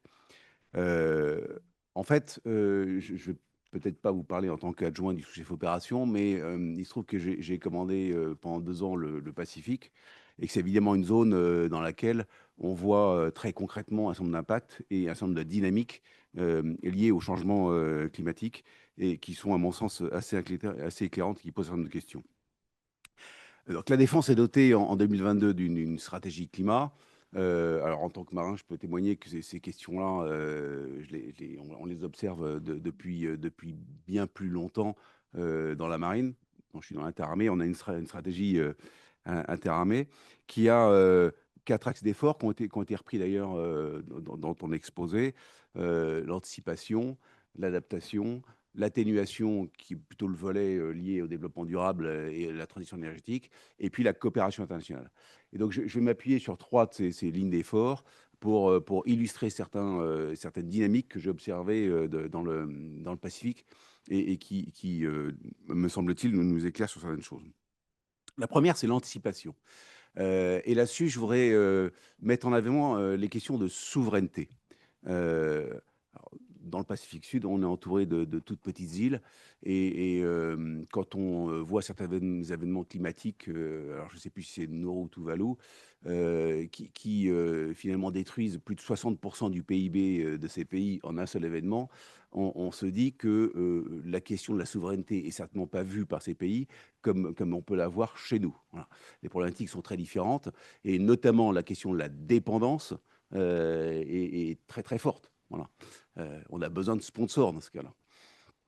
Bon, c'est une première remarque. La deuxième remarque, c'est sur la question de la relation entre les populations, la notion de nation et les territoires, avec des narratifs qui sont évidemment vus comme très intéressants par un certain nombre de pays, justement dans une espèce de déconstruction du droit international. Alors, je ne sais pas si c'est connu. Moi, j'ai été très frappé de voir qu'effectivement, un pays comme Nauru est jugé comme potentiellement ayant disparu, en tout cas devenu inhabitable à l'horizon 2050. En 2050, je serai encore vivant, donc je verrai un pays, entre guillemets, disparaître. Moi, ça m'a beaucoup frappé. Et quand on regarde les solutions qui sont envisagées, parmi les solutions, il y a un accord avec l'Australie pour un accueil des populations. Et ce qui est intéressant, c'est que le président de ce pays clame que son pays existera encore, même si son territoire n'existe plus. Donc il y a un découplage entre les notions de territoire, les notions de population et la réalité physique, des choses. Donc ce sont des narratifs qui Nauru. Nauru. Voilà, c'est un tout petit pays, c'est 13 000 personnes, donc en termes de population, c'est anecdotique, je dirais, pas pour eux malheureusement, hein, mais par contre, en termes de narratif, ce qui est intéressant, c'est que ce sont des narratifs qui intéressent et ce sont des narratifs qu'on voit aussi à l'œuvre ailleurs. Voilà, la Russie aujourd'hui insiste beaucoup sur les populations russophones, moins sur les territoires. Voilà. Donc ce découplage peut nourrir des narratifs. Troisième point, c'est évidemment la montée des eaux. Alors là, je peux témoigner, on voit déjà sur les côtes polynésiennes des familles qui construisent des murs pour se prémunir d'une érosion. Enfin, ils voient leur jardin, ils ont vu les générations. C'est intéressant parce qu'on voit, j'ai rencontré des gens, on voit plusieurs générations, c'est des terrains sur lesquels ils sont depuis plusieurs générations. Et donc, les générations anciennes peuvent témoigner de ce que le jardin était il y a pas si longtemps que ça, et que les nouvelles générations s'oublient de construire un mur parce qu'ils ont compris que bientôt, c'est la maison qui va disparaître. Donc, c'est très concret, hein, ces choses-là. Et quand elle est sur place, on le voit vraiment. Sur ces affaires de montée des eaux, évidemment, ça a été aussi dit, il y a la question de l'évolution du trait de côte. Et le discours que l'on entend, et c'est ce qu'on entend dans le discours du président de l'Euro qui dit que même si son territoire est inhabitable, son espace maritime va perdurer. Là aussi, c'est le découplage entre la terre, la côte et les espaces maritimes, qui évidemment remet complètement en cause le droit de la mer et la convention de Montego Bay. Et là, donc ça va évidemment être créateur de tensions. Mais ce qui est intéressant au plan des narratifs, c'est que c'est quelque chose qui intéresse beaucoup la Chine, qui fait exactement la même chose en mer de Chine, où on découple le fait d'avoir un territoire et le fait d'avoir un espace maritime. Voilà. On crée à partir de récifs, donc des choses qui sont même pas en permanence couverts, enfin, qui sont même pas émergées en permanence, des territoires. Et donc, ce que je voulais souligner là, c'est l'exploitation de phénomènes par des gens qui sont intéressés par une déconstruction de nos systèmes.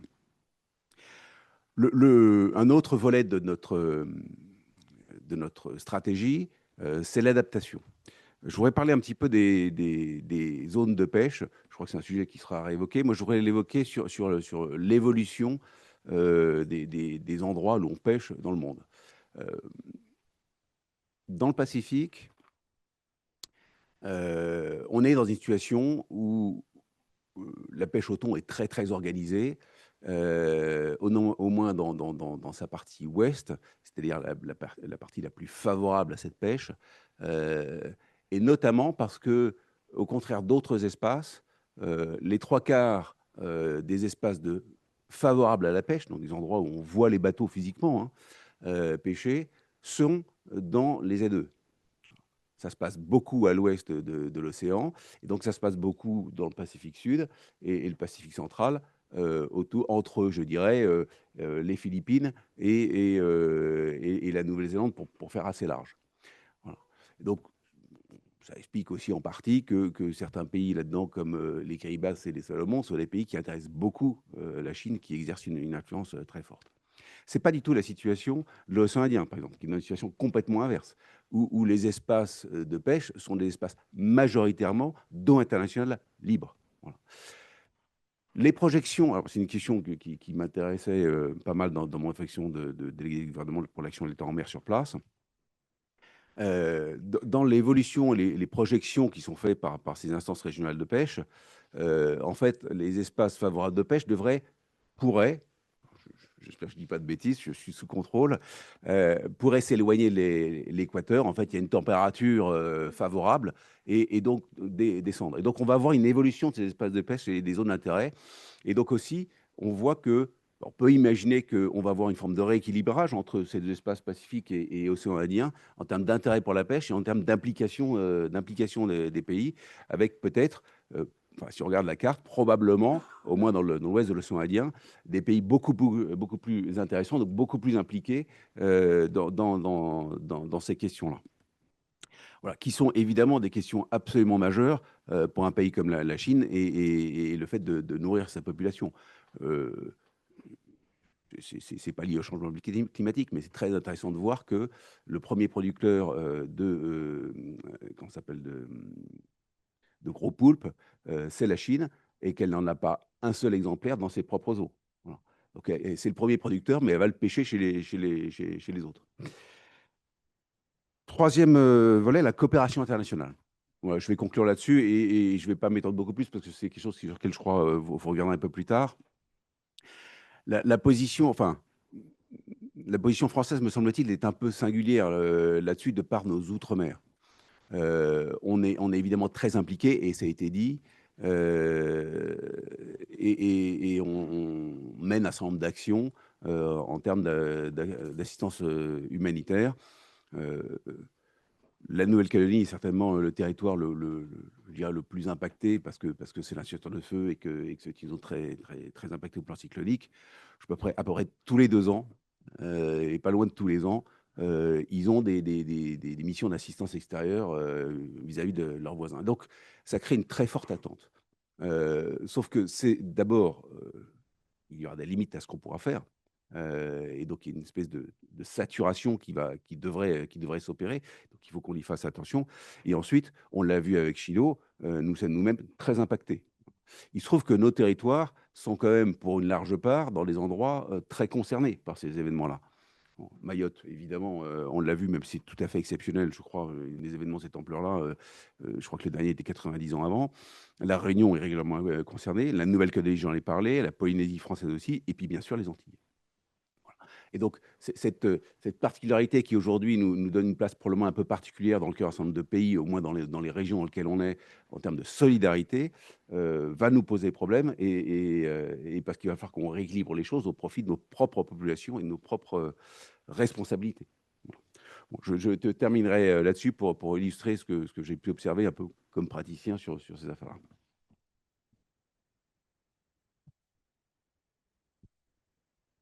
Merci Amiral, effectivement, pour cette illustration très concrète de ce que nos copanélistes ont pu expliquer aussi. Merci à tous les quatre pour ce panel extrêmement riche. On a déjà beaucoup d'éléments et je pense qu'on peut désormais donner la parole au public en présentiel et en ligne pour poser vos questions si vous en avez. Donc n'hésitez pas, je crois que Amy Dahan a une question. Et on va vous faire passer un micro. Sophia aussi. Bah, tu peux te donner à Sophia et après on donnera. Merci.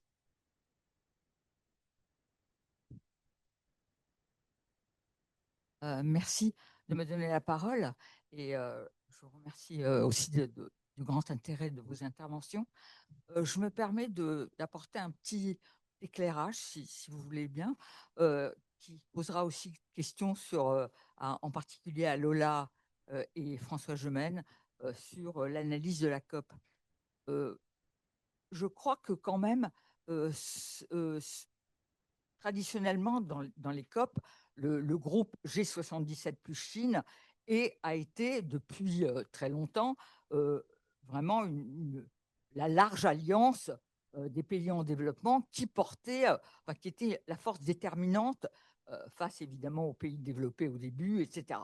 Bon, moi, ce que je constate dans cette COP, et c'est en cela que je trouve qu'on ne peut pas considérer que l'absence des États-Unis, c'était rien du tout. Bon, ils ne sont pas venus, ils n'ont pas fait d'obstruction et ça a laissé le champ libre aux autres. Non, ce n'est pas vraiment ça.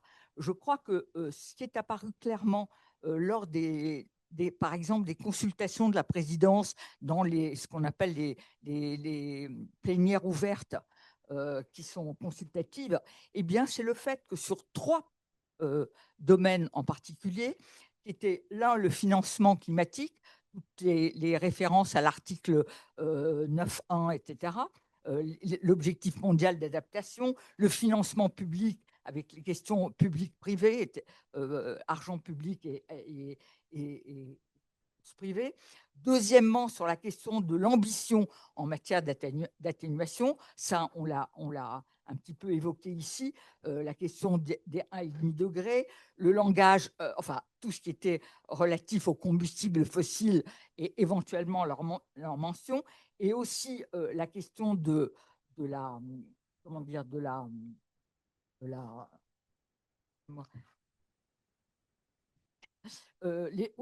la condamnation des mesures commerciales qui visaient le mécanisme d'ajustement aux frontières, tout ce qui était Bon, sur ces points en particulier, je trouve que G77 plus Chine, c'est divisé en deux blocs. Il y a franchement 2 coalitions distinctes des pays en développement qui se sont formées avec le groupe africain qui bascule de l'un à l'autre suivant les sujets. Ces deux blocs, c'est les pays en développement, en gros, Inde, Chine, Arabie saoudite, groupe arabe, qui adoptent une position clairement conflictuelle vis-à-vis des pays du Nord, qui mettent l'accent sur les questions du développement et de l'équité, et ces pays-là rejettent complètement les discussions sur les ambitions à court terme, les références à 1,5 degré, toute mention des énergies fossiles, ce qui n'est quand même pas rien dans le fait que maintenant, quand même, la question des fossiles, c'est ce qui est l'âme au départ de ce processus. Quand même, c'est aberrant de penser que parler des fossiles, non, ce n'est pas à l'ordre du jour. Et nous avons vu quelque chose d'incroyable dans la presse française, par exemple, ici, c'est les ONG dire, mais, et des collègues que nous aimons bien, par ailleurs, que moi j'aime bien, avec qui j'ai beaucoup coopéré, qui disent maintenant, mais finalement les fossiles, c'était pas à l'ordre du jour de cette COP. Donc pourquoi l'Europe, et en particulier l'Europe, s'est focalisée sur ce point? Ça me paraît complètement fou. Et deuxième bloc, évidemment, les AOSIS, les PMA les moins avancés, les pays d'Amérique latine avec la coalition. Donc, je m'arrête là.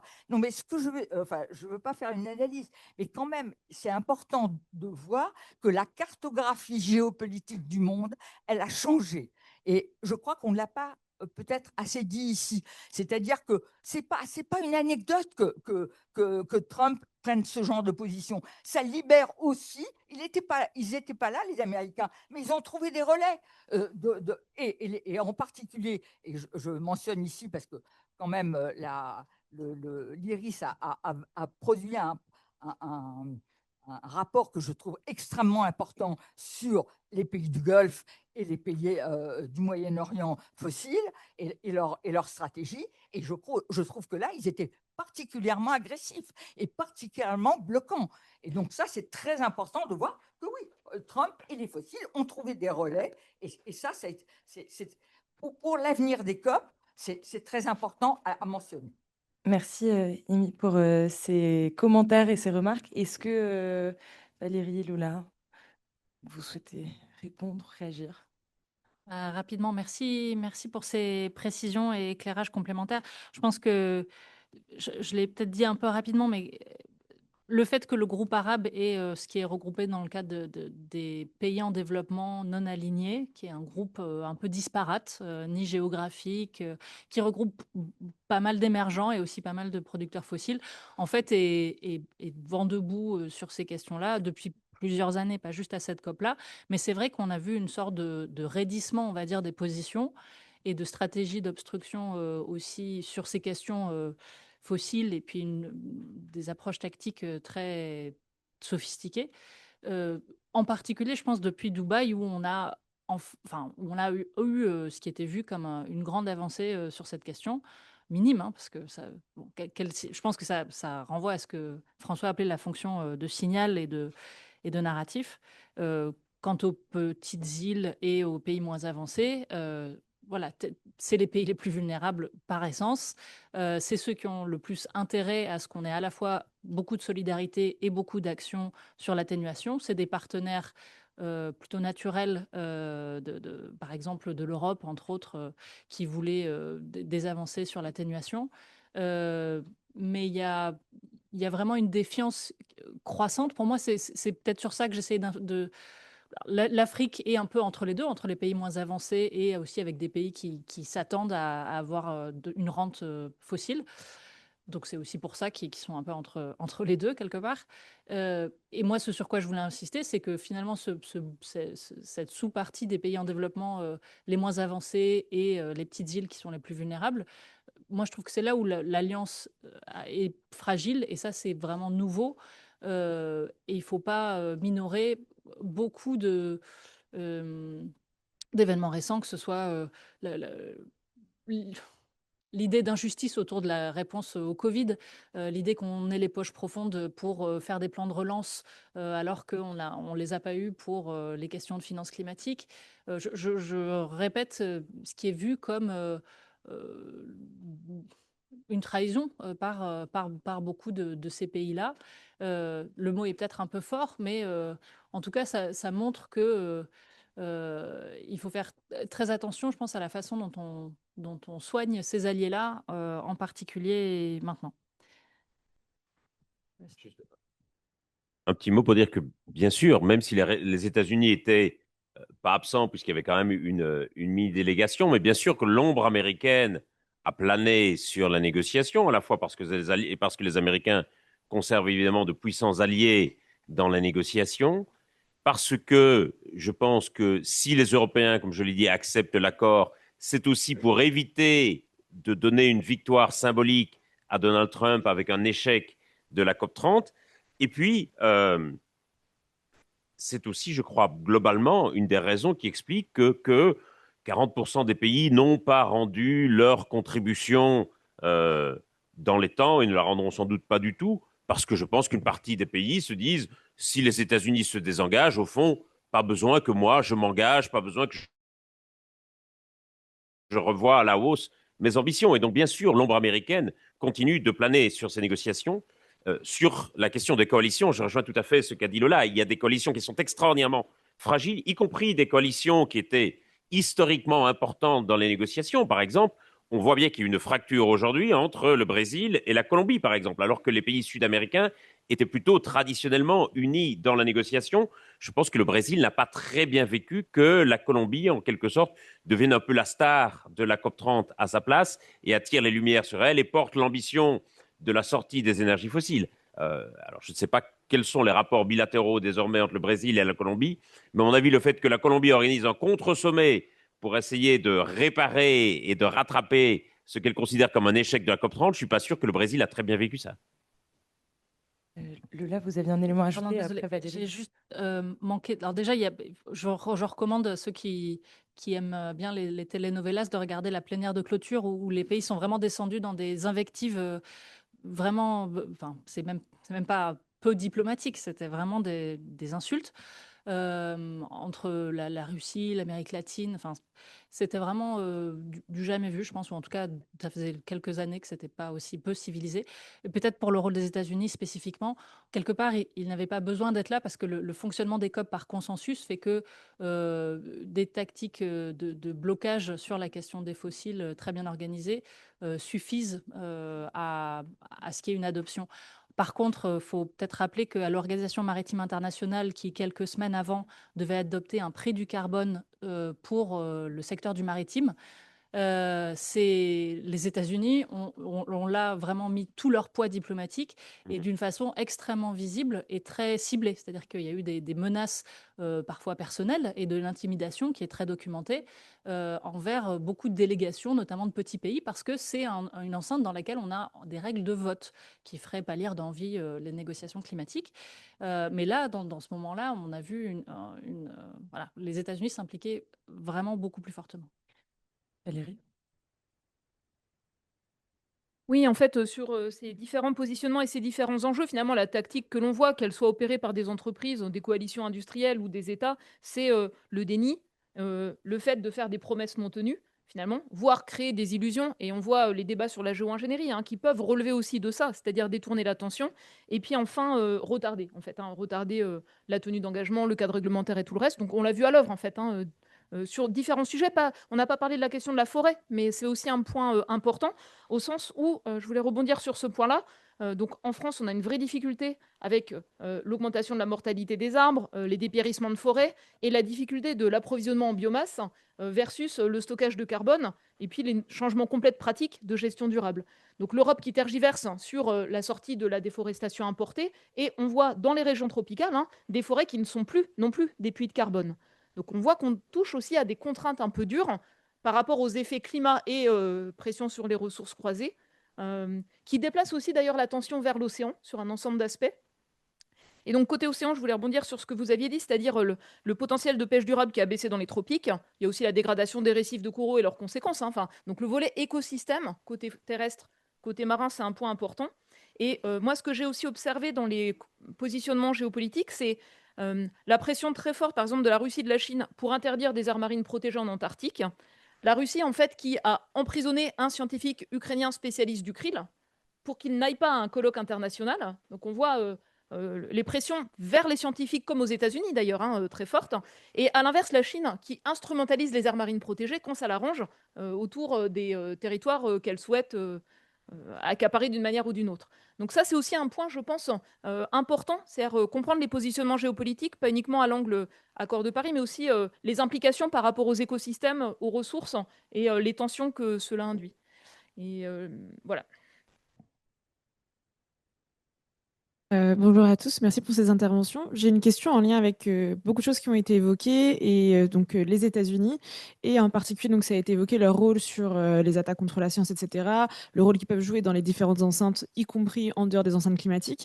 Et moi j'aimerais rebondir sur ce qui a été dit par François, la stratégie faite par les États-Unis de se positionner sur l'IA et ces technologies. Mais en fait, est-ce qu'on Est-ce que vous pourrez aussi parler dans quelle mesure est-ce que la stratégie de domination énergétique des États-Unis, qui sont quand même le premier producteur de GNL et de pétrole, s'inscrit en fait dans tout ce que vous venez de décrire, et comment est-ce que cette stratégie-là, est-ce que vous l'analysez? Est-ce que c'est quelque chose qui est pertinent d'un point de vue d'assise de puissance ou et sur le moyen long terme ou pas? Comment est-ce que ce levier énergétique utilisé par les États-Unis s'inscrit en fait dans tout ce que vous venez de décrire? Merci. C'est effectivement majeur dans la stratégie américaine et c'est vrai que vous avez raison d'insister là-dessus, on en parle trop peu. C'est le premier producteur mondial, les États-Unis, et de plus en plus un exportateur. Et je pense qu'on a aussi trop peu mentionné, peut-être jusqu'ici, les pressions extrêmement directes et extrêmement virulentes des États-Unis sur l'Europe pour démanteler à la fois la réglementation sur le secteur des technologies et aussi toutes les réglementations qui pourraient finalement obérer les exportations fossiles vers l'Europe. Par exemple, la CS3D, qui en gros demande aux entreprises de faire des plans de transition climat. Et c'est très disputé, notamment par les États-Unis. Il y a un article que je vous encourage à regarder de une institution qui s'appelle FOMO, qui a documenté précisément, par exemple, les tactiques utilisées notamment par beaucoup de majors pétrogazières pour influencer les décisions au Conseil européen. Et en fait, quelle entreprise allait essayer d'appuyer sur quel gouvernement. Ça, c'est un exemple. Il y a aussi la réglementation méthane qui est dans le collimateur. L'Europe, en gros, demande de mettre des limites au méthane inclus dans ses importations de pétrole et de gaz. Or, ce que produit les États-Unis est beaucoup plus émissif relativement parlant que le pétrole qui est produit, par exemple, par les pays du Golfe. Donc, il y a des attaques très fortes, mais je ne sais pas si vous avez vu passer ces déclarations, elles sont quand même hallucinantes quand on y pense. Le secrétaire d'État à l'énergie américain qui envoie des menaces pour dire il faut que l'Europe démantèle telle réglementation. Ou il y a un jour ou deux, l'ambassadeur américain auprès de l'Union européenne qui fait une tribune dans le Financial Times pour dire l'Europe doit démanteler la CS3D. On a le droit de le penser, mais normalement, on avait un petit peu de décorum et on le mettait. C'était plutôt des affaires en chambre. Là, c'est extrêmement public, c'est très coordonné. Et c'est clairement lié à la question de puissance, parce que l'Europe est le pays qui est le plus avancé, malgré tout, en termes de réglementation environnementale, même si on pourrait dire qu'elle devrait faire plus, etc. Et donc, s'attaquer à démanteler ce que l'Europe a fait, notamment avec le Green Deal et en train d'essayer de monter avec le pacte industriel vert, c'est quelque chose qui va être pris non seulement comme un signal économique à court terme, mais aussi comme un signal d'influence dans le reste du monde. Donc c'est d'autant plus important que l'Europe noue des alliances avec des pays qui sont quelque part pris entre deux feux, pour reprendre l'expression de François, entre la volonté de domination et d'exportation très forte de la Chine des technologies vertes et la puissance fossile américaine.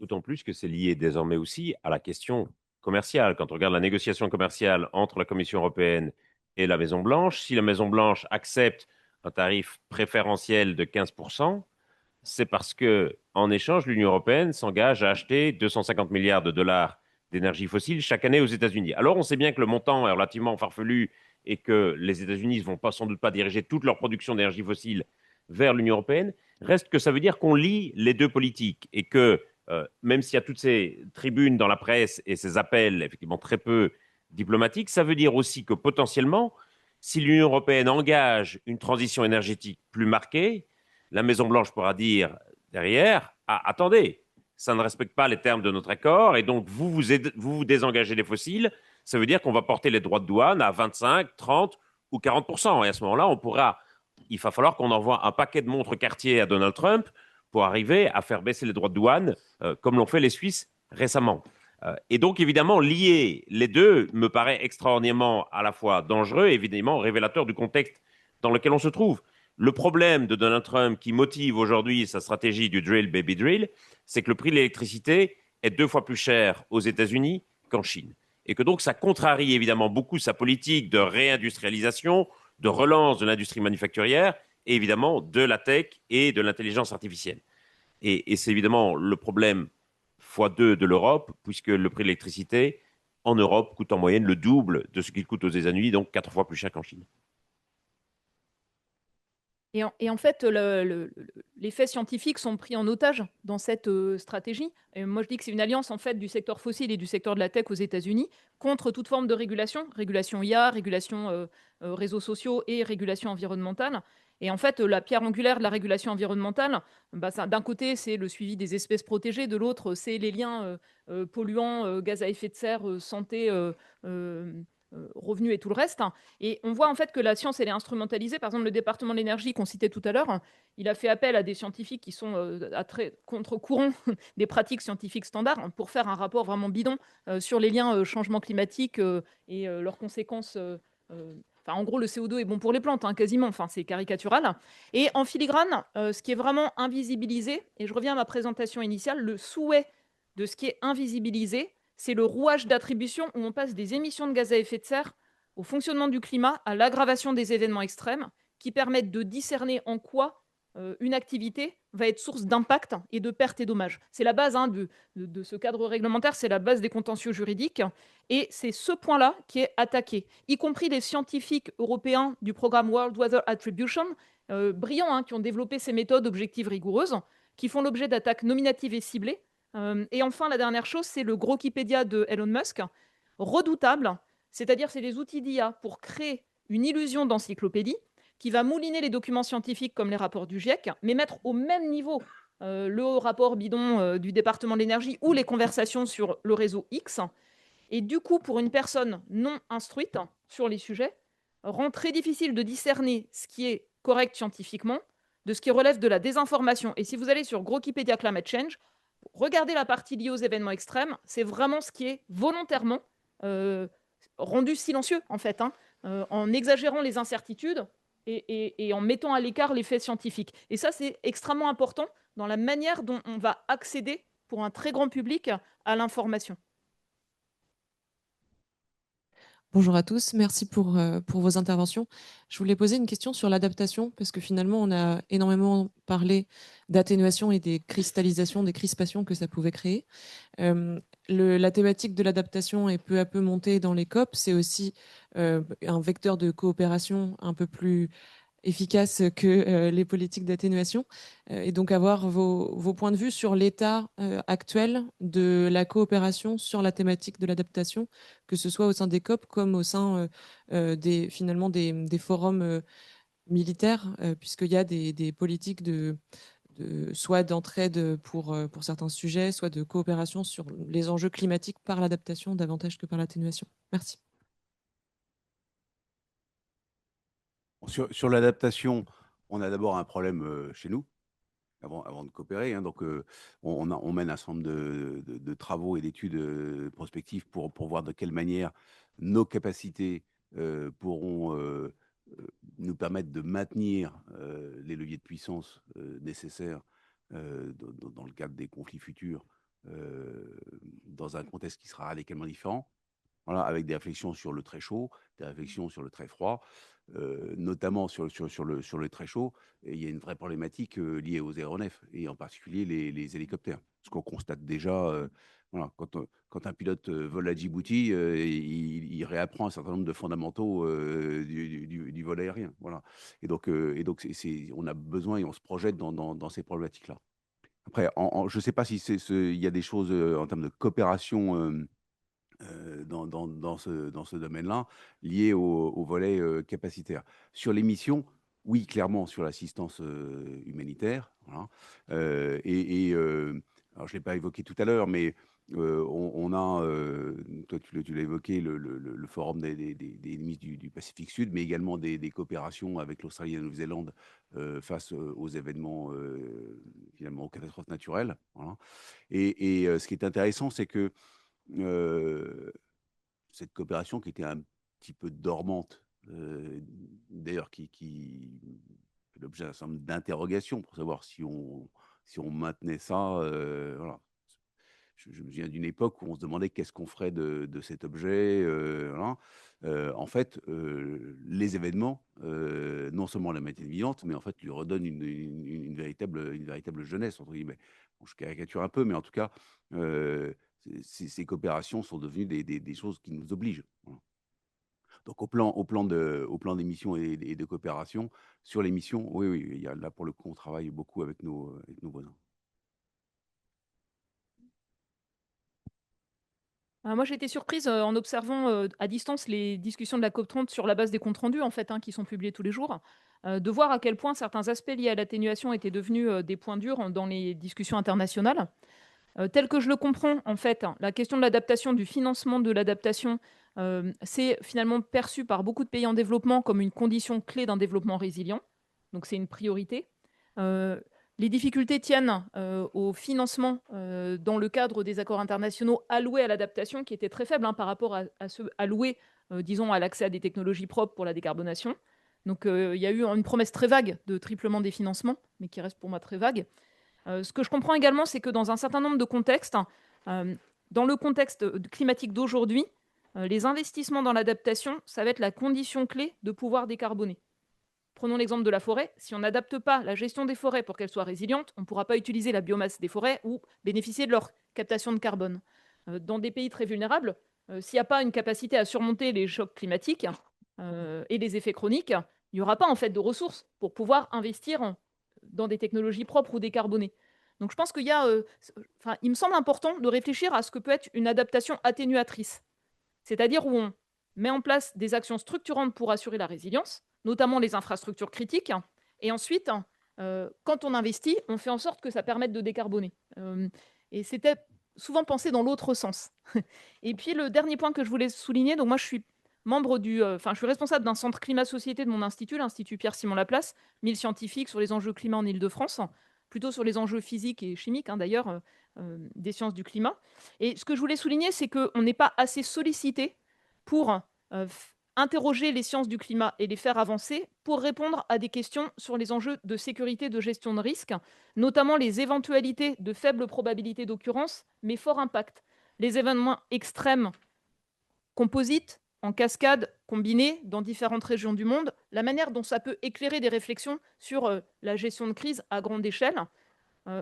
On est disponible, mais on n'est pas assez interrogé et on a besoin d'avoir des retours pour savoir quelles sont les thématiques, les axes, les régions, les éventualités, les événements qui vous intéressent pour contribuer à faire avancer ces connaissances aussi, de sorte à être mieux préparé. Juste, je rebondis. Il y a une chose que je n'ai pas dit qui est très importante de bien comprendre, c'est que de notre point de vue, et c'est un axe majeur de la stratégie climat-défense, me semble-t-il, il s'agit pour nous, au travers notamment de ces questions d'adaptation, d'acquérir un avantage stratégique. Voilà. Vis-à-vis de pays qui, eux, n'auraient pas, et de compétiteurs évidemment, qui n'auraient pas engagé ces démarches. C'est bien comme ça qu'il faut comprendre les choses. Donc on est dans une vision, je dirais, très opportuniste de ces questions-là au plan strictement militaire, hein, pour le coup, au-delà de nos responsabilités, évidemment, en tant qu'institution. J'aurais poursuivi sur un petit point qui est, on a toujours vu une variabilité des opérations liées à la saisonnalité. Voilà. Aujourd'hui, on voit des stratégies liées à la variabilité des opérations en fonction de la saisonnalité. Donc c'est un petit peu différent, si vous voulez, on passe des cliquets. Voilà. On voit des gens qui préparent des signalements et avec des narratifs qui se mettent en place parce qu'on sait qu'on ne va pas pouvoir faire l'exercice ou l'opération qui va matérialiser ce signal avant telle date. Voilà. Parce que c'est la saison cyclonique, parce que, etc., etc. Donc ça, c'est des choses qu'on observe très, très clairement. Donc l'adaptation, elle se fait aussi là-dessus. Et puis, elle se fait aussi sur l'anticipation des événements. Alors là, on est plus au plan tactique, mais c'est très intéressant de voir comme l'éruption d'une tempête tropicale dans certains bassins, notamment j'ai observé dans le Pacifique, bouscule certaines manœuvres militaires et donc où on voit une réadaptation au passage du cyclone de la manœuvre et on voit bien, il y a souvent dans ces manœuvres plusieurs pays et on voit bien ceux qui détiennent la science qui permettent d'anticiper pas forcément beaucoup. 24 heures, c'est déjà beaucoup au plan tactique. Voilà. Et donc ça aussi, toutes ces recherches que l'on perd sur le plan du climat, nous permettent de rester, je dirais, dans la course de l'action qu'on a à mener au plan international sur ces questions-là.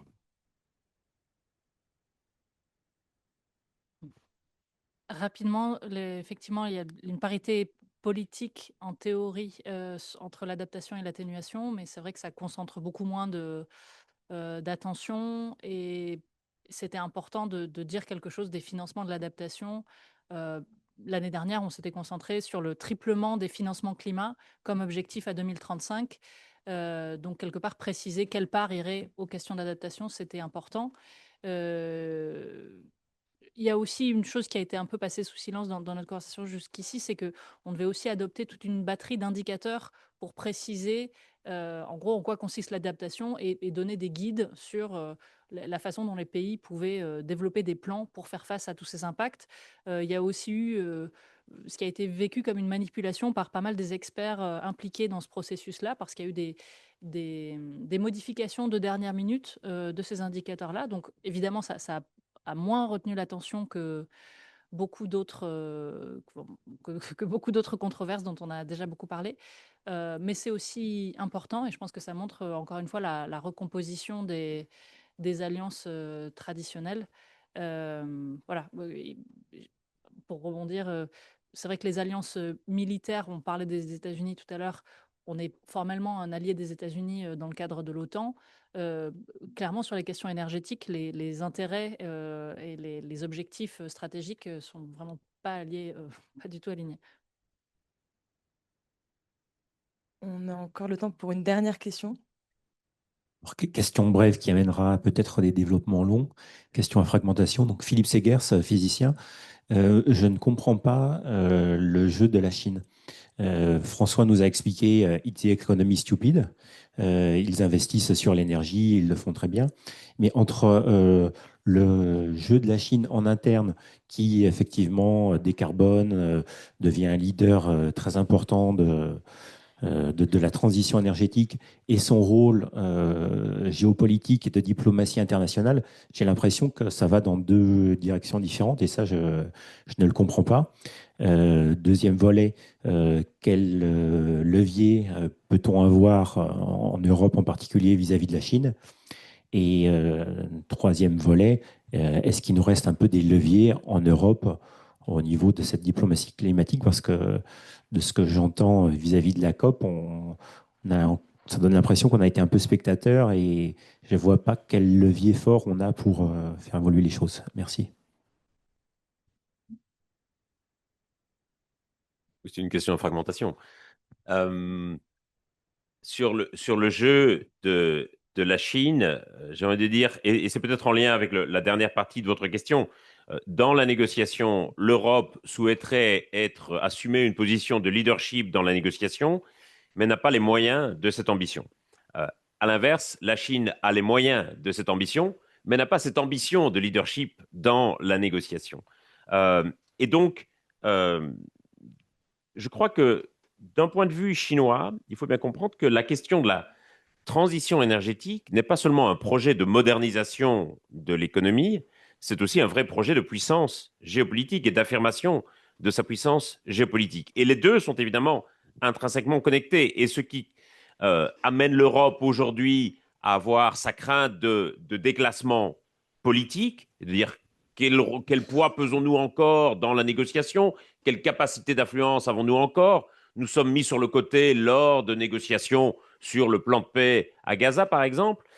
Elle tient aussi à ses craintes de déclassement économique, en disant nous pesons de moins en moins lourd dans le PIB mondial, et d'une certaine manière, plus les pays émergents se développent et plus ils pèsent lourd dans le PIB mondial, mécaniquement, plus ça fait baisser le poids de l'Europe. Et donc, ces questions politiques et économiques me semblent quand même intrinsèquement liées l'une à l'autre. Que peut faire, qu'attend la Chine? Elle demande de la part de l'Europe, elle souhaite davantage de coopération commerciale et industrielle. Elle voit la CBAM comme une politique profondément injuste et protectionniste. Et du côté de l'Europe, évidemment, on a beaucoup de mal à envisager des collaborations avec la Chine, sur le plan économique, à la fois pour des raisons de propriété intellectuelle, et puis évidemment l'éléphant dans la pièce, parce que c'est un régime dictatorial et que évidemment nous avons beaucoup de mal à envisager, et on comprend très bien pourquoi, la possibilité de coopération économique ou commerciale avec un régime dictatorial qui quand même bafoue les droits humains de nombreuses minorités à peu près tous les jours.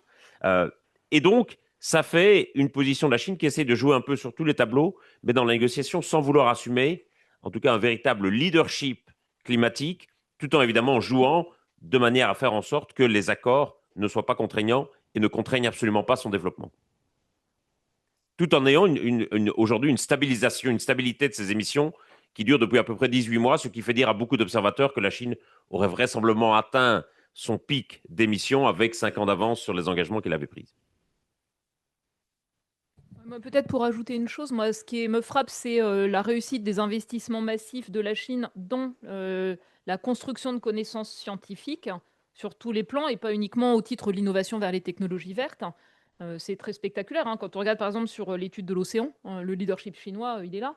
Et aussi le fait que chaque espace d'où se désengagent les États-Unis actuellement, y compris USAID et le reste, cet espace, il est directement repris par l'influence chinoise à tous les niveaux.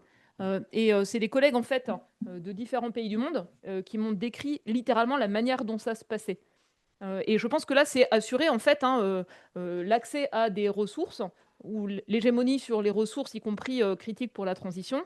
Et puis après, c'est s'assurer des marchés, puisqu'il y a aussi en fait une saturation de la demande sur un certain nombre de choses sur le marché intérieur chinois, la guerre commerciale avec les États-Unis. Et donc, il y a aussi cet intérêt, bien sûr, de se placer, je pense, au niveau international, en appui aux pays en développement, et non pas comme un pays qui serait plutôt du côté des pays développés, mais plutôt voilà. Donc pour moi c'est ça la grille de lecture qui me permet de comprendre le positionnement qui se joue dans différentes échelles de gouvernance. Peut-être la question, je pense, c'est aussi sur si la Chine est tellement hégémonique sur le plan des technologies propres, pourquoi est-ce qu'elle n'est pas aux premières lignes pour dire parlons de la transition vers l'abandon des fossiles? Déjà parce qu'elle continué à augmenter aussi des productions de charbon et en fait a des incertitudes économiques. Depuis le Covid, elle est beaucoup plus précautionneuse sur les engagements. Et d'ailleurs, on voit des engagements pris pour contrôler la croissance du charbon qui sont absents des dernières prises de position officielles. Et on attend de voir dans le nouveau plan quinquennal, est-ce qu'on va avoir plus de précision là-dessus? Beaucoup de flou quand même dans les engagements pris, hein. On a des engagements de la Chine de réduction des émissions de 7 à 10% d'ici 2035, mais pas d'année de référence. Donc on n'a pas d'engagement sur le pic des émissions. Et puis avec le choc de la conduite américaine et le fait que tout le monde essaye quand même aussi de préserver le multilatéralisme, on soigne aussi, on soigne aussi la Chine et on a assez peu de pression aussi qui est mise sur la Chine par rapport au rôle qu'elle doit jouer. Aussi parce que le fait de participer dans ce groupe de G77 fait que la Chine, sa position dans les émissions aujourd'hui est pas assez peu mis en question, alors qu'aujourd'hui, avec 30% des émissions absolues et en fait des émissions historiques qui sont comparables à celles de l'Union européenne, par exemple, des questions sur la question des pertes et dommages et de compensation pourraient être posées à la Chine. Même la question des mesures commerciales, à la fois, elle veut qu'on ait un espace de discussion et qu'on parle de frontières ouvertes, et les Européens mettaient à juste titre dans la balance. Est-ce qu'on va parler des restrictions d'exportation des minéraux critiques que la Chine a mis en place, par exemple, ces derniers mois? Donc, finalement, elle a intérêt à être assez discrète parce qu'avec l'équilibre des forces en puissance, déjà là, on arrive à un résultat qui arrange la Chine, c'est-à-dire qu'on maintient les institutions. Une phrase de conclusion, si peu... Non, non, pour vous deux, mais juste... Sur le volet scientifique et expérimentation, c'était souligné les investissements massifs en Chine sur les enjeux d'adaptation. Ville éponge, expérimentation à l'échelle de 100 000 fermes sur l'évolution des pratiques agricoles plus résilientes dans un climat qui se réchauffe. Et en fait, je pense que là, il y a un vrai risque de décrochage par rapport à une vision stratégique de la recherche et de l'expérimentation pour l'adaptation par rapport aux efforts qui sont mis en place en Europe. Parce que derrière ça, c'est aussi en fait des prestations de services, des marchés, des opportunités économiques et de puissance associées aux collaborations bilatérales en appui aux besoins d'adaptation dans d'autres régions du monde. Juste une première remarque. Quand on négocie avec la Chine, ça m'est arrivé à petit niveau, on comprend en fait que les démarches de négociation n'est pas la même et qu'il n'y a pas de notion d'engagement durable. En fait, à chaque instant, le regard, il est sur les intérêts. Deuxième point, c'est que dans ce pays, on n'a pas de problème à jouer avec toutes les touches du piano. Voilà. Et donc, le premier problème de la Chine, c'est évidemment sa population, bien avant ce qui se passe à l'extérieur. Et donc, vis-à-vis de sa population, comme elle a un vrai problème vis-à-vis des énergies fossiles, parce qu'elle n'en a quasiment pas, on joue sur toutes les joues du piano. Voilà. Et sans problème de cohérence. Ce n'est pas le genre d'approche comme j'ai pu percevoir dans les négociations qu'on a avec ce genre de pays. Merci à tous et à toutes pour cette très belle première session, cette première table ronde. C'était une belle table ronde pour ouvrir la journée. On a évoqué beaucoup de sujets, beaucoup d'enjeux en lien avec les sciences climatiques, la diplomatie climatique, les changements climatiques comme outil de puissance, le rôle d'autres acteurs, notamment de la défense, dans la prise en compte de ces changements climatiques. Donc merci à tous.